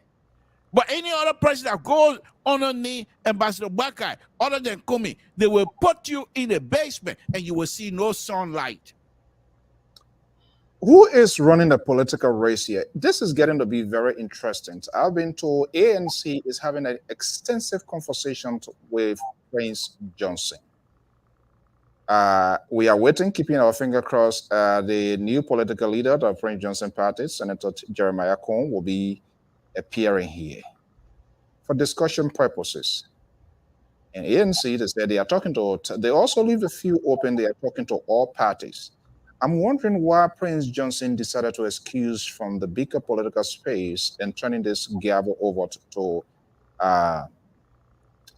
Jeremiah Cohn. And if Prince Johnson is to pivot in the directions of Alexander Cummings, is there any political risk involved? Prince Johnson in that church he spoke, making some sort of unique appeal and try to get Yeka Kolubat attention. They are not a friendly guy, but he giving some sort of indirect kudos. You know, you talk a lot of good things, but you need to stop cussing. That's another way politicians they have a uniqueness of getting people closer to create a conversation, thereby you can agree on certain things. And if we have to do a backtracking as well, this is going to be very interesting. And I'm waiting to see how, if it comes to pass, how it will be defended. Alexander Cummings made a donation to Prince Johnson Foundation. Prince Johnson and Uncle Sam, they are not in good rapport, which led him to be kicked out of that committee. He is the guy. It's like literally you are telling Uncle Sam you don't want to do Saddam Hussein, but there are somebody there hooking up with Saddam Hussein, and you try to land them on what sort of humanitarian. Is that a humanitarian? Is that how it's going to be viewed? Who is really running a political risk here to accommodate Prince Johnson? If Prince Johnson were to come out his party, and that's what I'm waiting to see. If Jeremiah Kun appears on LPR here, we want to know what is the level of influence still Prince Johnson have over the party. Is he the one they have to get a council from before making strong political decision? That is something. Interesting that we are waiting to see if it does happen, because we are watching to see. You were in California the other day. Waika, we're still waiting to get a pick from the VP. We're still waiting comments to get a pick for the VP. I don't know who's going to be the first, and what are they looking at to see in terms of the backlash, and if we add political weight to their argument for the 2023. Well, I'll let Kotu take that, and I'll come after her. Koto, that's your second choice. Will you agree? Will you be in that happy mood if Prince Johnson to say Prince Johnson is a commodity, is a to do point, and there's a calling they still you see they still calling. I think this thing is playing out somehow. See, it's like when a man and whoever confusion, and two of them like acting like the man won't touch your woman, the woman won't touch your man in a move until somebody can just like be okay, my man, let's forget about this thing and come in. That's what I see in this whole thing between Kumi and Baka. But I hope it be that way, that somebody want to be the first to say, okay, I take the take this, or you take this. That's how it is. And because of that, it's giving them a little hard time to pick their VP, because with the hope that something will happen. But how it be, I think it's going to be ceremonial. This is where either one of them will give out completely, because this is where everybody looking at this time. Who is going to be the VP? It is either going to knock you down, knock you off, or promote you. That's the point it is. Because depending on your VP, people say, oh, the way you'll be chair. And depending on your VP, you'll be boo at. So this is where it is right now.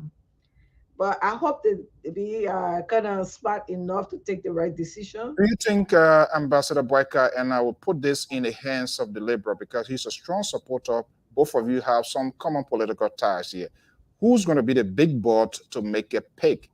Boyka or Cummings, you think? Well, I don't know who going to be the first, like I said, but they're vast and bearer right now is at stake. So I think this is where the decision making kind of sticky, because it's like my standing, my election is based on my VP, and now making that decision is a critical point right now. It either be ceremonial or you be out. That way it is right now. So, Mr. So, let me touch on the Prince Johnson aspect of this process here from my own perspective. I believe any one of the political leader that will try to turn their weight to Prince Johnson will be a failed leader. Prince Johnson, on the other hand, it cannot leave CDC. It is only CDC that will be able to accommodate Prince Johnson easily and effectively. Now, any other political leader or any other political party that will try to seek the help of Prince Johnson to bring on the Nemadian, and then after the election, because the war crime code gonna come, and you let Prince Johnson be put in that position, the Nemadian will make you to the Nemadian will make that country ungovernable for you for a very long time. Because if you take their vote, being able to associate yourself with Prince Johnson, and at the end you betray them, you will have some serious problem in governing our country, not just the county of Nima County. They will make it very, very ungovernable for you, any leader. And therefore, I think two of these leaders, because they are the two people in the front, including Tiawan Gonglo and everybody, they know very well to stay away from Prince Johnson with all of these stuff he's talking about. And Prince Johnson, on the other hand, he knows he's just bluffing. Who's going to take him? Nobody's going to take him serious. He knows that. He's a protocol. Well, he knows that. They can say all they want to say. Prince Johnson will end up going back to CDC. That's the only place he fit. That's it. He cannot come to Unity Party. Here is the thing here. The president here, there is some sort of smart political smartness here that we are not looking at. Remember, Prince Johnson did not occupy that position after the U.S. intervention. He's under sanction. I don't think the president, with three of his senior government officials being hit by sanctions, I don't think he wants to drag himself. Don't you think it's a good political smartness or high political risk, forgetting whether he's going to win the election? He doesn't want to win the elections with him embracing Prince Johnson. And then Uncle Sam come back here, oh, wait a minute. We just hit three of your guys. You're still hanging up with this guy here. Is he gradually to washing his hand unknowingly to the opposition, and the opposition and Prince Johnson are coming, talking like a little chihuahua, trying to blackmail the president because this guy perhaps, I'm just saying, because he's a deal cutter. Yeah, but Mr. So, doesn't want to be entangled into this thing yet. Is that a smartness on the side of the president? Let him do himself. There's two things that are going on at the same time here, Mr. So. The president is praying that Prince Johnson will continue to distance himself from the CDC and the president party. By doing so, without him, the president and CDC pushing Prince Johnson away. Because other Nemadians would say, well, the people welcome us. In fact, you heard one of the president from their party was saying, don't listen to Prince Johnson the last time. And people were angry with him. And that's how many other Nemadians will feel like that. Said if you didn't do anything to us. Do they have that political skill to infiltrate? Of course they do. Of course, the president and CDC, they're very good at that. At destabilizing a political party. They're very good at that. They're very good at that. Undermining a political party. They're very good at that. But here's the thing, the point that I'm making. Prince Johnson, the fact that he's going to say, I don't want to be with CDC anymore, is a plus for CDC and Ambassador Weir in the eyes of the international community, specifically the United States. Now, they also have to be very careful how they welcome that. If they welcome it by dancing in the street, then other Nemadians are going to get upset. But if they allow Prince Johnson to easily excuse himself from CDC, I think that would be something that the president will welcome. Now, let me go back to my point. Let me go back to my earlier point, and that is, Prince Johnson have no other way to go. He's going to stick with CDC. With all that talking, he's going to stay with CDC. And if he decide to go back to CDC, President, we are in CDC, they're not going to say, no, we don't want you back. They're not going to do that. So, is the CDC or the ruling establishment, Amos George, welcome? Are they being strategic here, using their attack doors to get on the skin of Prince Johnson, which getting him pissed off, going in the church? I don't think the president going to go to Fokeklo Church to get back CDC, but folks like Akara's great, City Mayor Jefferson Koji will be used there as the bulldog to get under the skin of CDC. And if Alexander Cumming were to embrace, to accommodate Prince Johnson, is he running a political risk? Honorable Cumming will not embrace Prince Johnson politically, as people are saying. I don't believe that. Ambassador, Honorable Cumming is smart enough.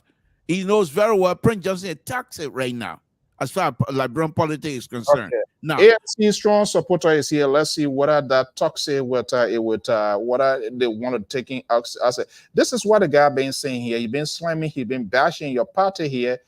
I didn't put no word in his mouth. You got here, you heard the first word that came is toxic. So perhaps you Amos George, good evening, welcome. Good evening, Mr. So. Good evening, Madam Cotto, and good evening, Mr. To. Okay, we just profiled the opposition's reaction to the president's speech to the nation here. But interestingly here, you say a guy announced he calling this regime a sore regime. It's quite interesting. Things gradually falling apart, or he has already seeking another accommodation shelter here. He said all of these things before. These best, and that there will be a rapid response. The rapid response tend to rapid and massive support to the president, to then Senator George Weah, and became president. He's flipping the coins now. You support ANC. They said politicians will say, oh, we can't reject anybody who wants to support. Do you think? People eyes already on Ellis' comment. The money given to Prince Johnson for foundations. Prince Johnson is under the watchful eyes of Uncle Sam.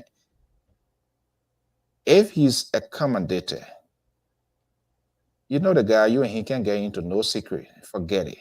There will be no secret. Even when you're in secret, by the time you can, or it will be out there to Elizabeth Blunt and Reuben White if they are still alive. If ANC accommodate Prince Johnson, are they running a political risk? Let me say this. There's something playing out and people are not getting. And I always know Mr. told something he was saying, but it's not what is happening. Prince Johnson will not be in the forefront of that political party now. What I done cleverly. That's why he put Jeremiah Cohn there. Jeremiah Cohn. That's why he got him there now. So he in the background now. So if he will say, I'm not a party chairman, I'm not a standard bearer. The party has a standard bearer, they have a presidential candidate. This is the game I'm Prince Johnson is playing. So let Mr. Cho. If Jeremiah Cohn is nominated anybody vice president, will you reject that? Will you say no, Jeremiah Cohn cannot be a running mate with anybody? That is the game that Prince Johnson saw already. But you talk about all these cities, this and that. You got Prince Johnson from your own mouth. Samuel Twe, Nathaniel Hill, all these people, we have sent them to him. If he was not that important, why would George we have been sending all these people to negotiate with him? He said it already. Recently, they have been sending all these people to me. So, Prince Johnson is he really needed? Is he really needed to form an alliance for any party in order to get a presidency? No. Not as an individual. He doesn't need as an individual. But what But he has a the plane. political weight. Indirectly, he owns the party. He has a political weight from a vote rich Nima County. That's what I'm asking. Is he really needed in order to get the thing done? For bring Nima County, this is where it get dancing. American, if you someone picking, there'll be conditions. So he say, hey, I Condition? can What pick as a sort of running mate. condition? There's a condition I can pick as a running mate. Hey, but you don't have to align with Prince Johnson. You want it? With Jeremiah turn, somebody will win an election to be vice president. Will he turn it down just to be a party chairman or a spot that he know he will not win? These are the things that play up. Politics make us sell out. People is always interest. So if Jeremiah look at a party that they have a 75-80% of winning an election, say, hey, can be vice president of me. You say, oh no, I don't want to because I can't detach myself from Prince Johnson. You think Jeremiah will do that? So who playing the smartness game? Was that a smart thing for Prince Johnson to remove himself? But in the backyard, he's still the wheel of that is in his hand. That's why he did it, to get himself on the chairmanship, to put himself back. So like Jeremiah, you make the decision. You're the head of the party now. You're go into consultation. But if that consultation comes to the point, Jeremiah says, sir, I've been called to serve. So I'm moving. President said, oh no, you can't go. Or you have to leave the party. Or you know they will throw you out of the party. Look at the time frame. What will happen there? In this party, is it party really a party that you can find that you say you can name her, other than name her? What is the party president in Bond County, in Lofa, in Magiri, Mosorado, Basso? What is the PD? I don't got a PD. What party? What is the weight there? What is the weight there? So 2011 was a different thing because that was the end of the end of the war, the first election. It's a different ball game. 2017, that's a different ball game.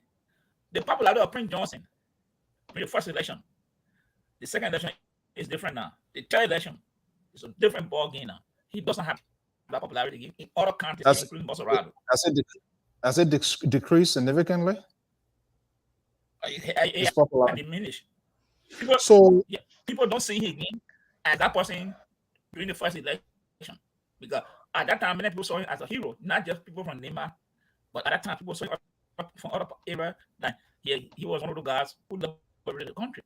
But today it's a different thing in other parts of the country now. I think the ANC people need to buy you. They need to buy you divide. Why they ain't buy janitor on yet?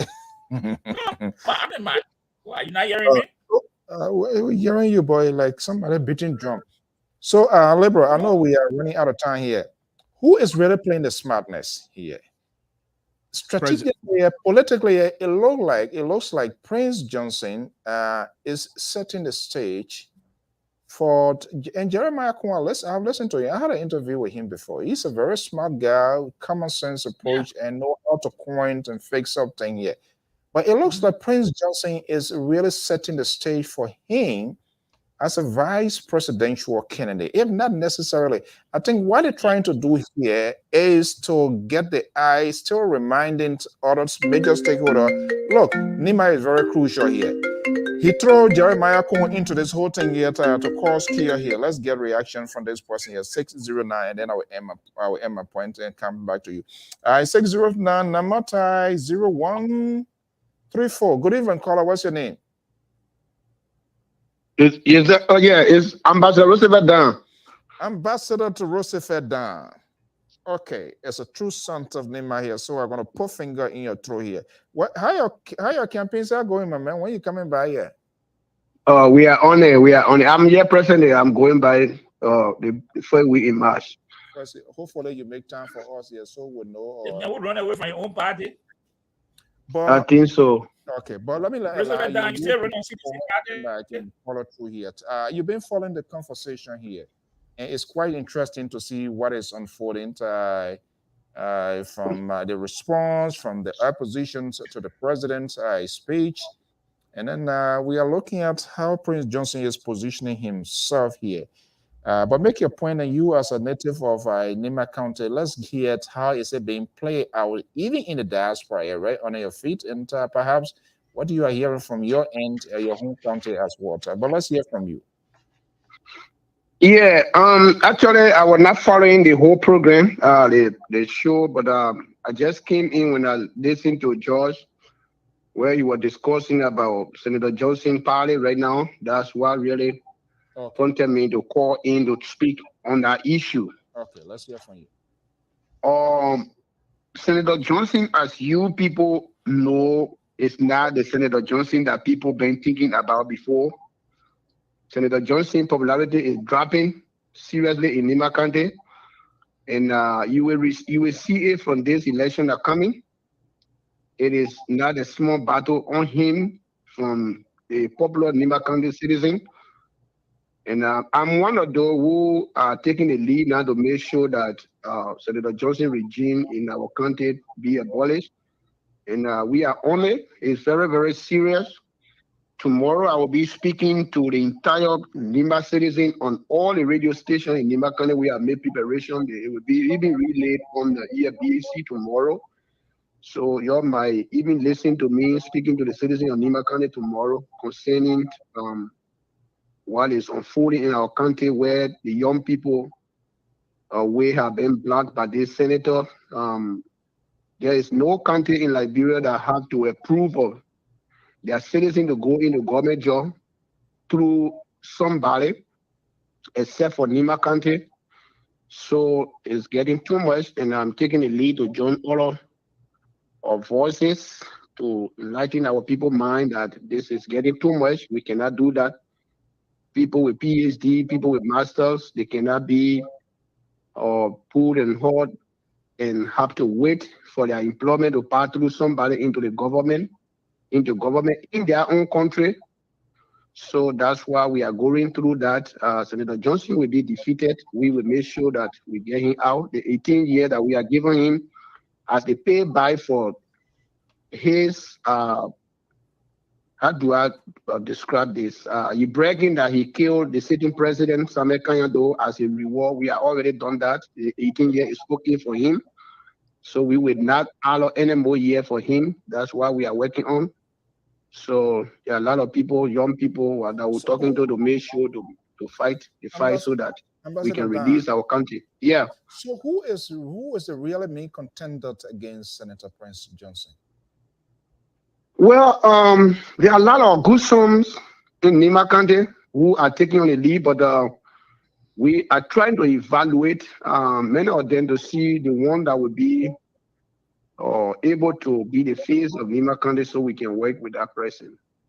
And you already know I'm a citizen, and we are also looking for our own candidate that we can push in a race to be able to support. Because Senator Johnson is no longer with us, so we no longer going to be in a campaign as we have been doing the past two elections that passed the by-election that brought Senator Kuhn as a senator. We were the one that campaigned for him because of the collaboration that he had with us. And even he raised somebody hand up in Gantor, the president was massively defeated. So as you know that the popularity is diminishing, so yeah, where we are going with him right now. So are you saying CDC will feed candidate as well against Prince Johnson? It seems this political tide now is it looks like it is over completely. Is it fair to say that, or there's still a room there that some conversation can take place behind the scene? Well, we are still hoping, but as we are saying, I think this gone Sunday, I don't know whether you listen to Senator Johnson. Yeah, we're just talking. He was in a church just saying things, and I think some of the things he's saying is just out of frustration because it look like he lose a temper so soon. and trying to see where you're going to be standing, and things not going very well in your interest because the county administration, they are all standing up against him, even down in your party. Most of the people that are depending on them to support Jeremiah Kun, they are all taking their stand on the other side. They are declared their support to the President George Weah's second election. So it's kind of getting tough. So when you see him talking continually like that, it is almost like somebody is crying for help.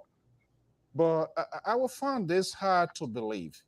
Prince Johnson has been very, very much calculative here in playing his political games. Jeremiah Cohn, one of the parents from the southeast, the mother from the Nimat Bell, and Prince Johnson is making the argument he could be a good choice for vice presidency of the Republic of Liberia. He's setting the stage now, creating some sort of havoc in the political space. And I'm hearing you here say the guy is being in that position 18 years. He's well grounded. He's well positioned. He's in a solid state.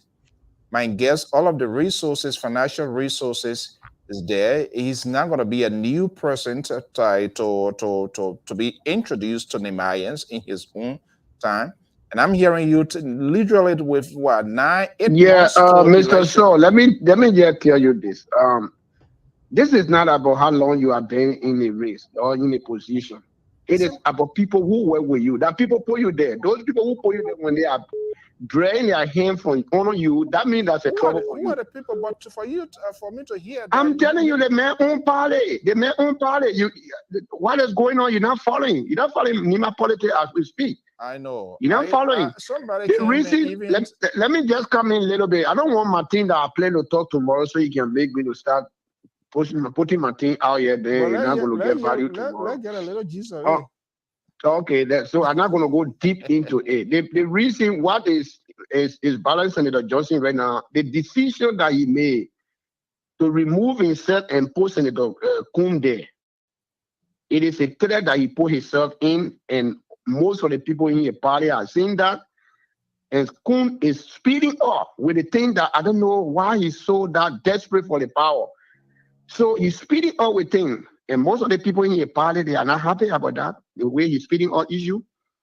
So that's how all the confusions are coming and all of that. They are all and pulling are coming in the party. So the people who is depending on them to campaign for you, if they say they're not with you, then who then going to campaign for you? And now how long you been in the team, how popular you are. There are people who do the work for you. They're not yourself going on the field to tell people that you're staying here and do this and do this. Why we can't see the faces of these people? Why we can't see them coming into public now to make this sort of public declaration? 8 months, 9 months election. The people. The reason is I don't think you actually followed them. One of them is a deputy minister at the Post and Telecommunication. They call him Wilfred Bangura. He recently pledged his support after Senator Johnson has said that his party will not be supporting Senator President George Weah. He was the first person who came and said no. So they are just making their own statement. Wait a minute. They are not speaking on behalf of the party. Maybe they just speaking, but he and his own group will not be part of their party. They will be supporting Senator President George Weah. And then another assistant minister too. He recently made a statement and said he's not with them. He will be supporting President George Weah second. And these are people who hold position in the party, who are also, he put them in the government through his recommendation. He sent their name to get them job. And he depended on them to be the one to make the decision. Now they said no, they're not with him. So those are the things that are happening right now in Nima County. All right. Hopefully, maybe I've got to link up with you so that we can get some. Mr. So, let me ask Ambassador Dan one question quick. Ambassador Dan, are you still running as an independent or CDC? No, I'm a CDC. I'm representing CDC ticket in the district number 8.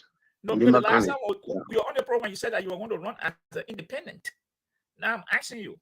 So now you're going to run as sedition. And if so, what change? Yeah, this is everything that we have been doing behind the scene. The issue here is I am a citizen. Senator Johnson party, I am not a member of that party. He usually put his party member, I call it his candidate in Nima County everywhere in the election. And I have been telling the people, my party people, that we should not accept it this year because the both senators are from the NDR. Okay. If we are even going to be collaborating with them, we should not allow them to put candidate in the representative seat. The candidate in the representative seat should come from the other political party that will be in a collaboration. Hold on 1 second. Hold on. Don't go, Ambassador. Hold on. Let me just bring this person being calling here. We'll soon be signing off here this evening. But let me just bring this 301 number. Hold on, Ambassador Dan. 301, are you there? Please lower your monitor. Yeah. Mr. So. Yeah. But you got to lower How your you monitor. doing? That's your brother, Mark.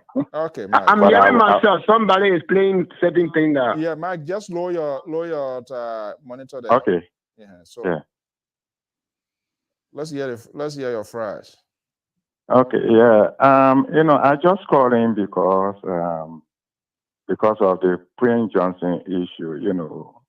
What people don't know is that Prince Johnson is very unpredictable, for the mere fact that this is his MO. Because for those of you that don't really know Prince Johnson, because I know him very well, in a true sense that when Prince Johnson captured Doe, it's the same kind of method that he used. In the initial stage, here's a man who walked in a lion's den and then spoke to Doe on September 7th, 1990, which was on a Friday. And I was at BTC when he called, when he entered BTC. I'm not going to go into too much detail, okay? And then when the interim government came in, Prince Johnson did that to Dr. Sawyer. He was the same very one who allowed the interim government to come to Monrovia. And one of the reasons why he allowed interim government to come to Monrovia that people don't know was that the 1990 birthday for the late president's birthday was supposed to be celebrated in Grand Gire. So there were new notes that were printed, 2 containers full of money that came. He took it on a day. It's think that by he allowing Sawyer to come in to take over the interim government and then use Sawyer in order to give that money, it will be in good book. But when Sawyer refused, and after when Sawyer overnight, print the liberty from J.J. Rabor, it bring it's kind of, and say enemy between two of them. So on the last note, when the late Bishop Dix was vice president of the interim government, after all the peace talk in the various country, and then what happened, ECOWAS, now they get fed up. They say, look, this is a Liberian issue. You Liberian, you go home, and then you have the peace talk, you organize everything. They had that peace talk in Monrovia and at VOA, Hotel Africa. Bishop Dix was then the vice president. And this same Prince Johnson man went to Dr. Sawyer and then gave Dr. Sawyer the guarantee, full guarantee, said, look, you know what? I'm not going to support any warring faction, but that position, we're going to give it to Bishop Dix because he's neutral in the whole thing. And then he went with Unimo K, or Alaji Krumah, and then he make a deal with them. Say, you know what? I'm going to take that president position from Bishop Dix. If you want it, I will give it to you. And then he went to MPFL, to Charles Taylor, and said the same thing. And you know what happened? After he put those three groups then together, and then he moved from honor then he said he wanted a position, then went to and Taylor. He said, look, Taylor, you know what? The position I wanted, but if I get the vice president position, then what will happen is that we talk about, say, the 5-man council of states. And then with the warring faction, we cannot allow these people who don't fight the war for them to come back to enjoy. And then what we do, we split it 50-50. Taylor agreed. So you know what happened? When they had the election, let me close on that. When they had the election, they moved from there. Then he sent a man as a representative, Dr. Peter Niger, and then they gave the position to him. So what Prince Johnson is doing here is that he's doing it for himself. This young man that he put there, the other man he put to take over a party, he want to use him because of the sanction. But let me tell you something. You will tell me from my brother who's saying that Prince Johnson, if you don't be careful, Prince Johnson guys and foot soldier, if you think you will be Prince Johnson, you better you got to hold strong. Prince Johnson is very smart. That's a guerrilla war tactics Prince Johnson using in politics. Thank you so much. All right, thank you so much. Okay, Ambassador Dan, wrap up before we let you go. Ambassador Dan? Okay. So yeah, on the party level, we were talking on the party level now. I don't know whether all of men say you think that that's an election. Whether somebody do what they call other people will go in the election. Saying that is the case, the man is strong, then nobody should even go against George Weah. You should just say that. The election, people have to go into it. You never tell. So the reason we were talking about how I talk about going independent. So I have started everything as independent, but I am still a sedition. And then what I have been doing is Senator Johnson party and CDC, they were going to decide if they were still going to be together. Who should go on the ticket, on the coalition ticket? And I didn't want to be caught off in the middle where Senator Johnson will use his influence to say, okay, you put Roosevelt down, let me bring my candidate. So that's why I have been going independent. Just in case they go that way, then I can contest as independent against whoever they will be putting against me. Okay, so let's hear it now. Now Prince Johnson is out complete enough for sure, we can say for now. So will you be going as a CDC? Is it confirmed with your party now that you'll be going as a CDC candidate?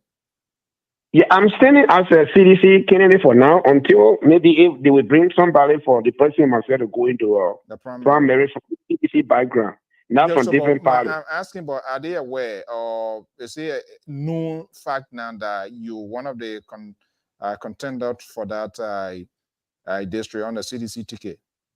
We have not conducted our primary yet, or we are not choosing our candidate yet. But the local chapter, the local chapter in the district, the CDC chapter in Nima County, they are aware of me that I am the candidate in the district. Even the CDC officials, Moriba Moru, the chairman, and Dallas CDC USA, they are aware of me as the candidate for district number 8. Okay, thank you so much. It has to be legally done where we will go through the process and then we be confirmed. Thank you so much. Yeah. Guys, we'll be wrapping up. But the fact here is this guy, whether we agree or not, I mean, you can't question his support, the level of support. I know it will be challenging. He raised other people's hand, those hands, they throw them down in the case of the president himself. But within, he get a huge investment in Nima. So he can bank on that. People, the university, you can't just we can't just water it down here. But it's quite interesting. We'll see how it plays out. Time has caught up with us here this evening. So the liberal, Pa George. Yeah. Koto Jalat Balayan. Is there any time hall meeting for your guy, liberal? Well, all I can say to you, Mr. So, is that way past time, and I'm going to quietly excuse myself and say thank you very much for the invitation. It's been a wonderful, wonderful evening. We know. Kotu and Mr. George, good night to all of you. We know. Let's meet again tomorrow, and let's have the wonderful time. I thought Tuesday, usually Tuesday, the sedition lady was supposed to be here today, but I'm not too sure what is happening as well. So I will say thank you and a good night to you. I forgot, I didn't even send the link. Oh my goodness. Sedition lady. The way you fire back, I heard the other day. You let our fire burn. So why would you say your? She want me to book her back. She did it, then she said, "Oh." All right. So Pa George, quickly, what's your last word? Let me say this.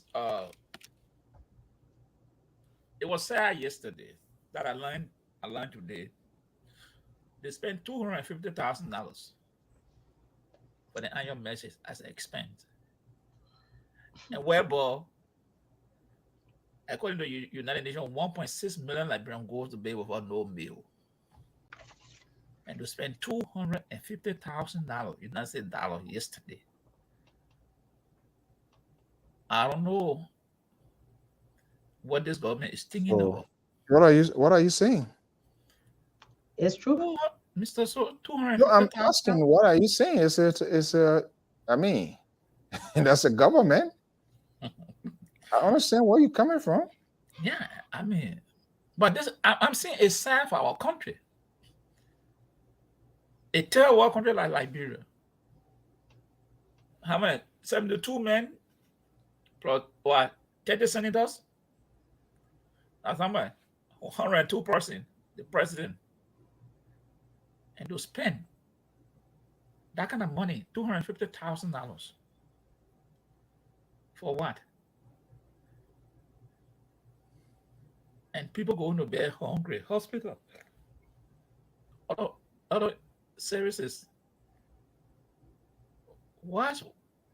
I will call it a waste of money. Why waste that kind of resources? But anyway, today, it's a country that we have that government will just spend that kind of money one day time. And they take pleasure boasting about it.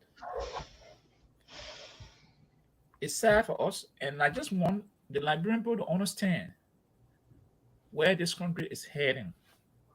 Okay.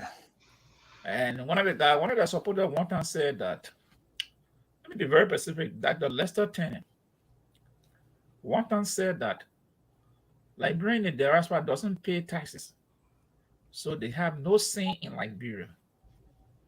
But I want you to go and listen to his president's speech yesterday to see how much we contribute to that very economy that he's benefiting from today. But had the audacity at the time to sit down somewhere and tell people that we don't have a voice in Liberia because we don't pay taxes. But these are the kind of people that today that are running the country and benefiting on our back. All right. Koto. I just want to leave it right there. Koto, you all right? I'm all right. Yeah, let her make her point, and then I don't look all right. See that? Thank you, Mr. Amos, Mr. George. And this is true because I jotted down here to even talk about it. Because according to them, it's for security purpose. And then if you spend this amount just for one occasion, and all of our counties, the rural area or all part of the counties, they don't even have cars to carry on security duties that they have as an obligation to them as a government. And you are spending this amount on one occasion. What will happen if you bought even used car for these people or motorbikes for the security apparatus or police? In part of the counties, you will hear, even in a whole county, they will tell you either 2 police or 3 police they have. Why can't you use some of that money and have police, in these counties? You use it for one occasion. And again, I see people talking about, the men have done well. For typical example, the other day, I was ashamed when they ran the VP out of the university campus. Okay? And if they can start doing that to them, we know what had happened in the past. We heard this song, Moke, calm down, Moke, calm down. When all of these kind of things start surrounding a president, be mindful. The people are not stupid. The Liberian people are not stupid to sit there again and allow the nightmare to come over them. And I just want to tell our people again, you know what you are going through. Don't like a day or a 2 money fool you again. Because again, they are coming again to tell you, say, we will do this, the one they didn't do. Are you going to listen to that and again play the dumb game?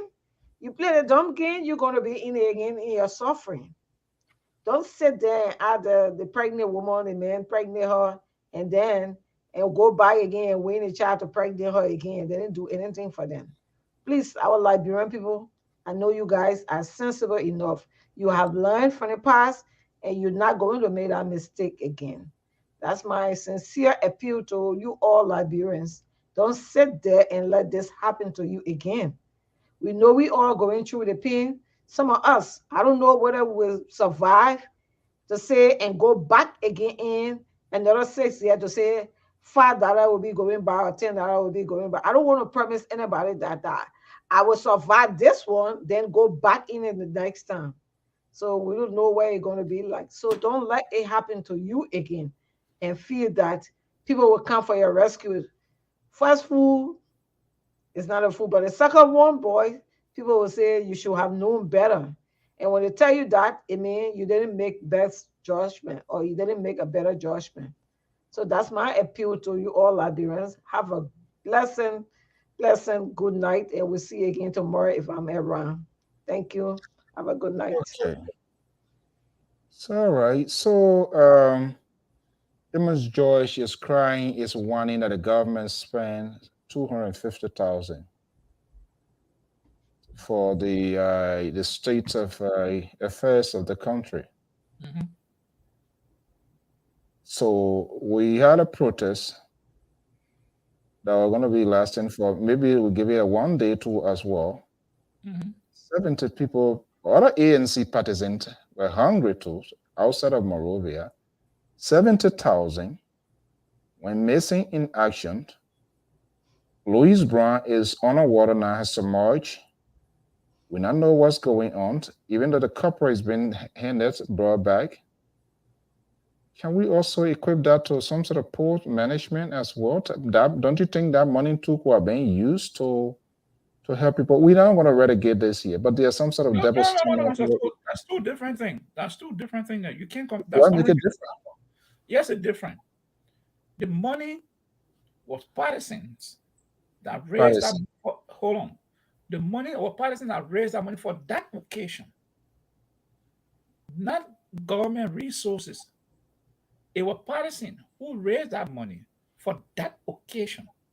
So what made you think when the government is when the president is speaking to the government does not have anything to make allocation? Is that what you're saying? I think that's fair though. No, hold on there. You asked a good question, Mr. So. What was the number of security men that were deployed there for that 1 day? You're not a security. You know that they don't have to give you the detailed security intelligence. So this is why the corruption in America. We need to also understand, regardless about what big political differences, but there were some other diplomats that were there. There are other things that I get all that. The diplomat were dead. I'm not saying these people should not be protected. Well, good night, guys. Good night. But $250,000 to protect those people, is that the excuse you gave him? That because you don't know what constitutes. You don't know you don't know what constitutes. You don't know the detail. How that constitutes. I'm just telling you, government all over the world, even here, they use. I understand where you are coming from, but sometimes we have to look at these things to say.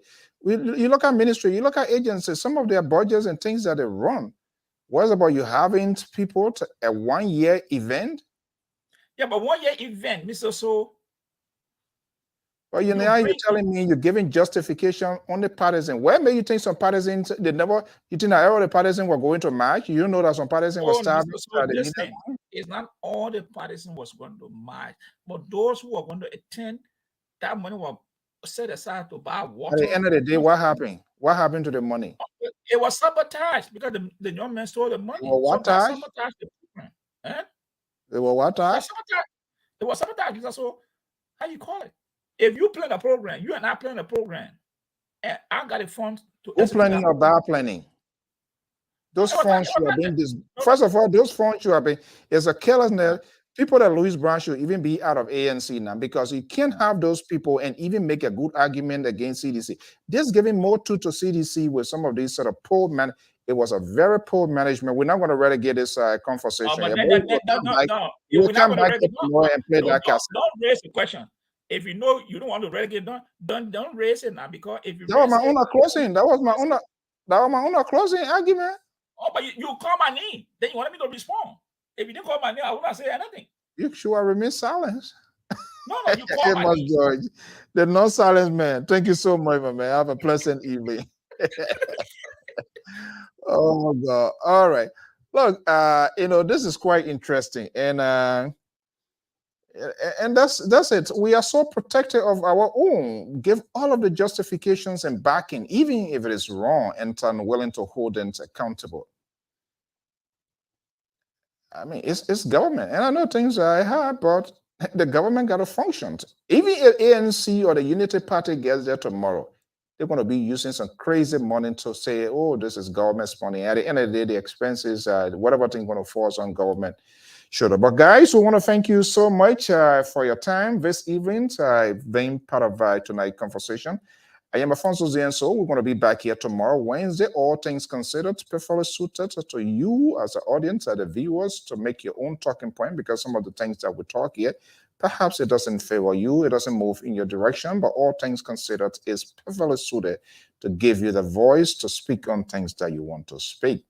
We want to thank you so much for your time here. So we're going to leave you with this traditional gospel artist from the southeastern side. We need to be together. Say, sin can't go to heaven, you. We need to start this by and we should start being dishonest and disingenuous.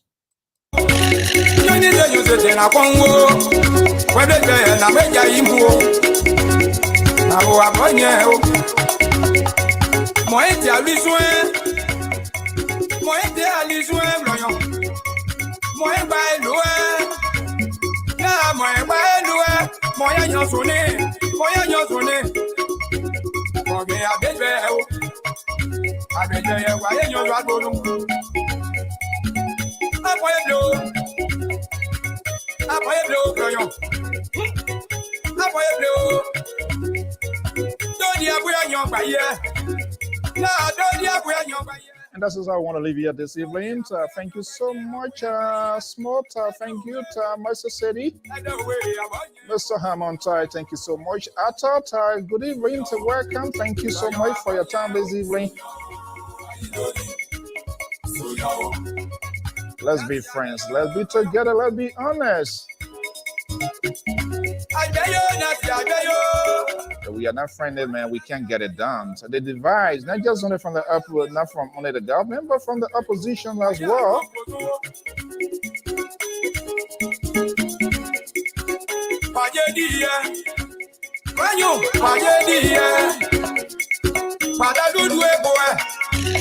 Mr. Bobo, thank you so much. The Juicy Warrior, thank you for being here.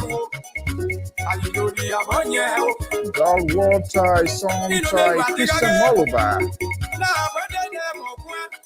Amen, boy, man. Gladys Davis Crawford, thank you so much for your time this evening. Randall Thomas. Josephine Gale.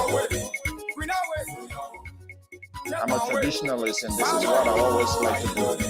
Kamaka, and Mrs. Goya, senior contributor to the Liberia Public Radio. Thank you so much. Your comments, your tweet. Victor Carter, Ali, Fambole, Samuel George, Esmusa Tro, Bali Kimba. If this is the first time, we say thank you for chipping in here to follow us. This is Liberia Public Radios on Facebook, YouTube, Twitter, and LinkedIn.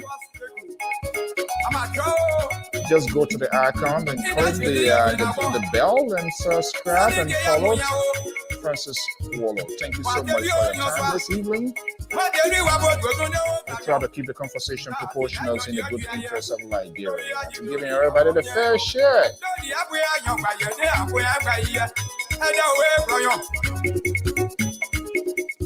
It doesn't matter which party, where we come from, which country, we must love one another. Why you want to kill me for what reason? Because I disagree with you?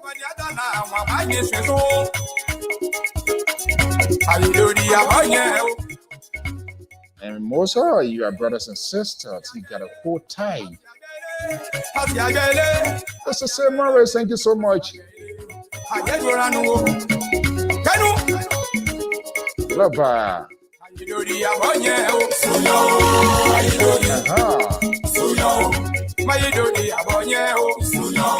you want more interpretation of this song, yeah, go to New Jersey and ask for Miss Fumata Gay, my own sister. Good evening. Thank you so much, fam.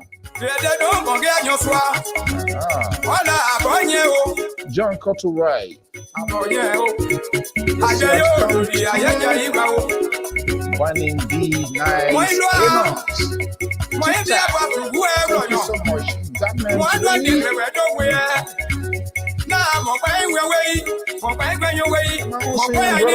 Mr. Thomas Soul, right here in the Ocean State of Ohio. Thank you for checking in. If you want to go to heaven, you need to start lying. Johnson. Janita Winnie. Something good. Talk about friends. Well, folks, everything must come to an end here. This is how I want to leave it here. Gilson, Vincent, and Sam.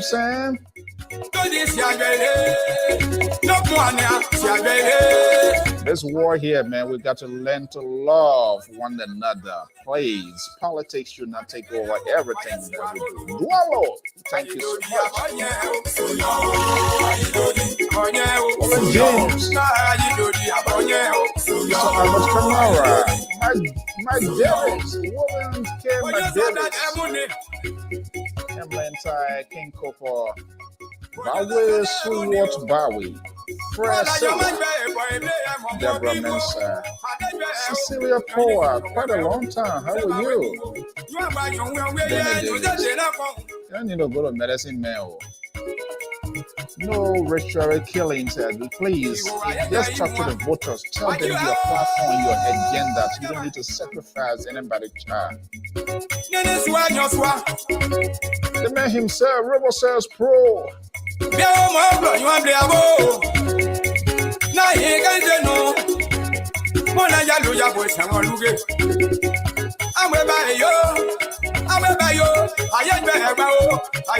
And the Honorable William K. Glay.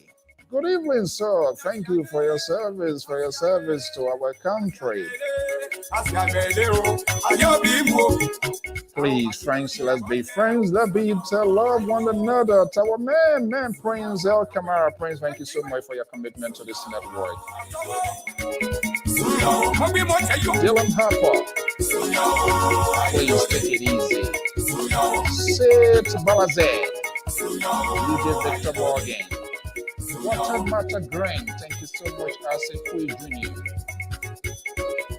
Sometimes we're gonna do this here. You guys take up your time, precious, to be here. And I believe I'm wondering if this is the ambassador to Dr. Azid Wade Numbers. I'm not sure, but if I say ambassador, we say ambassador. Good evening. Thank you for chipping in here quite a long while. We have not heard from you. Yeah, I know you are a diplomat, but who knows? We need to pick out of you. And of course, one of my own mentor, Kai Gerowle, author of the bestseller. Yet, thank you so much for your time. For all of you folks here, good to be here.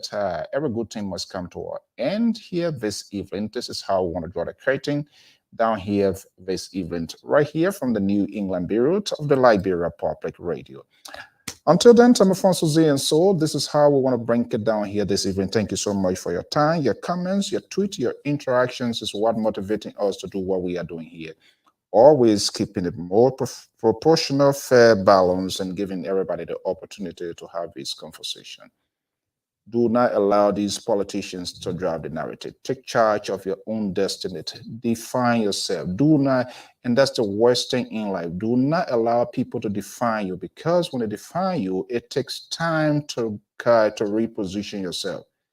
Before they try to do that, you define yourself. You know better yourself than somebody else does. So make sure that you take charge of your own destiny. Let's ask these people it doesn't matter who you support, but they must explain to us. Don't be caught unaware. Don't come back here to say, knowing what I know. I mean, knowing this. So we need to ask all of the question and to avoid that. 8 months, 9 months now. And some people are still saying it's too soon to know the vice president. Come on. Yes, there's no timeline. But when will we have this sort of discussion? So at the end of the day, they will put another vice president on the bus. Then we'll come back here and say, oh, the vice president hand was tied. We need to know what are those people they are compatible to, what is their political ideology. If there's something in common, we need to have that discussion now. We need to know so that we can vet them, their competence. Because the vice president, as the typical librarian say, it's not just on the ceremonial. The constitutions get it clearly. The vice president must be competent and capable at the same time to that of the president. In the event the president is incapacitated, the vice president should steer the affairs of the nation. So that your ceremonial thing, vice president Jordan Omen Baker, they're not Santa Claus, they're not kind of Christmas tree. If it was Christmas tree, we were saying here, Mike Pence would have caused damage to this country. So we need to stop this notion here. We need to empower the vice president. The vice president must be given authority to work as well. They're not ceremonial. If you know they put you there to be some kind of anti-window dresser person, then you get out. So it's inexcusable for somebody to come tell us I will pack. You will pack, they tie you. It doesn't make no sense. So to avoid packing people in garage, we need to know now. So we ask them, what happens if you are packed tomorrow? Will you stay in our garage until you leave? And then you come back to tell us that you want to seek the higher office of the land? That's hypocrisy at the highest level. When you were involved in decision making, when you hang out with the president, when you do everything with the president, and we yet to know what you disagree with the president that agree with, and yet instead people are still defending all of these things here. That's just not being honest. Tell her who you are, tell her what you represent. We want to know what you agree with and what the president disagree with. They're not your boss again, but they are shielded and they are protecting. They are doing everything possibly can because of politics, because they themselves didn't know the taste of bent around the big boys. So they will do everything, they will defend this to their core belly. Tell me the difference of the Helen Johnson wing of the Unity Party and that of your party. Let's us know. We were not there when you were making some of these critical decisions. Let us know. By this time, we expect some sort of memoir or something to come out what you disagree with, and the president perhaps uses her authority. We don't want to discuss that. When you say it, people get mad. Well, people will get mad, they will get swallowed, but it is about country. We're not talking about individual home. We are talking about a sovereign nation. These are the discussions we fail to hold, to have, and to go in depth. And then at the end of the day, surprises come. We say we are surprised. How will you not get surprised when you choose on purpose not to ask this question, not to have this sort of conversation, and you facilitated, embedded, and protected these people for us asking this question? And then you come back tomorrow. You're making it difficult for us. Our own Amos George. We shouldn't talk about 70K because it's partisan, but we want to talk about 250,000 or whatever it is. That's just been, we can't hold our own accountable, responsible. We can't take action against them. So what is the guarantee if I even trust you to go to Capitol there too, you will not do the same thing? I think this thing must be across the board. Have a pleasant evening. By God's willing, we'll be back here tomorrow. Bye-bye.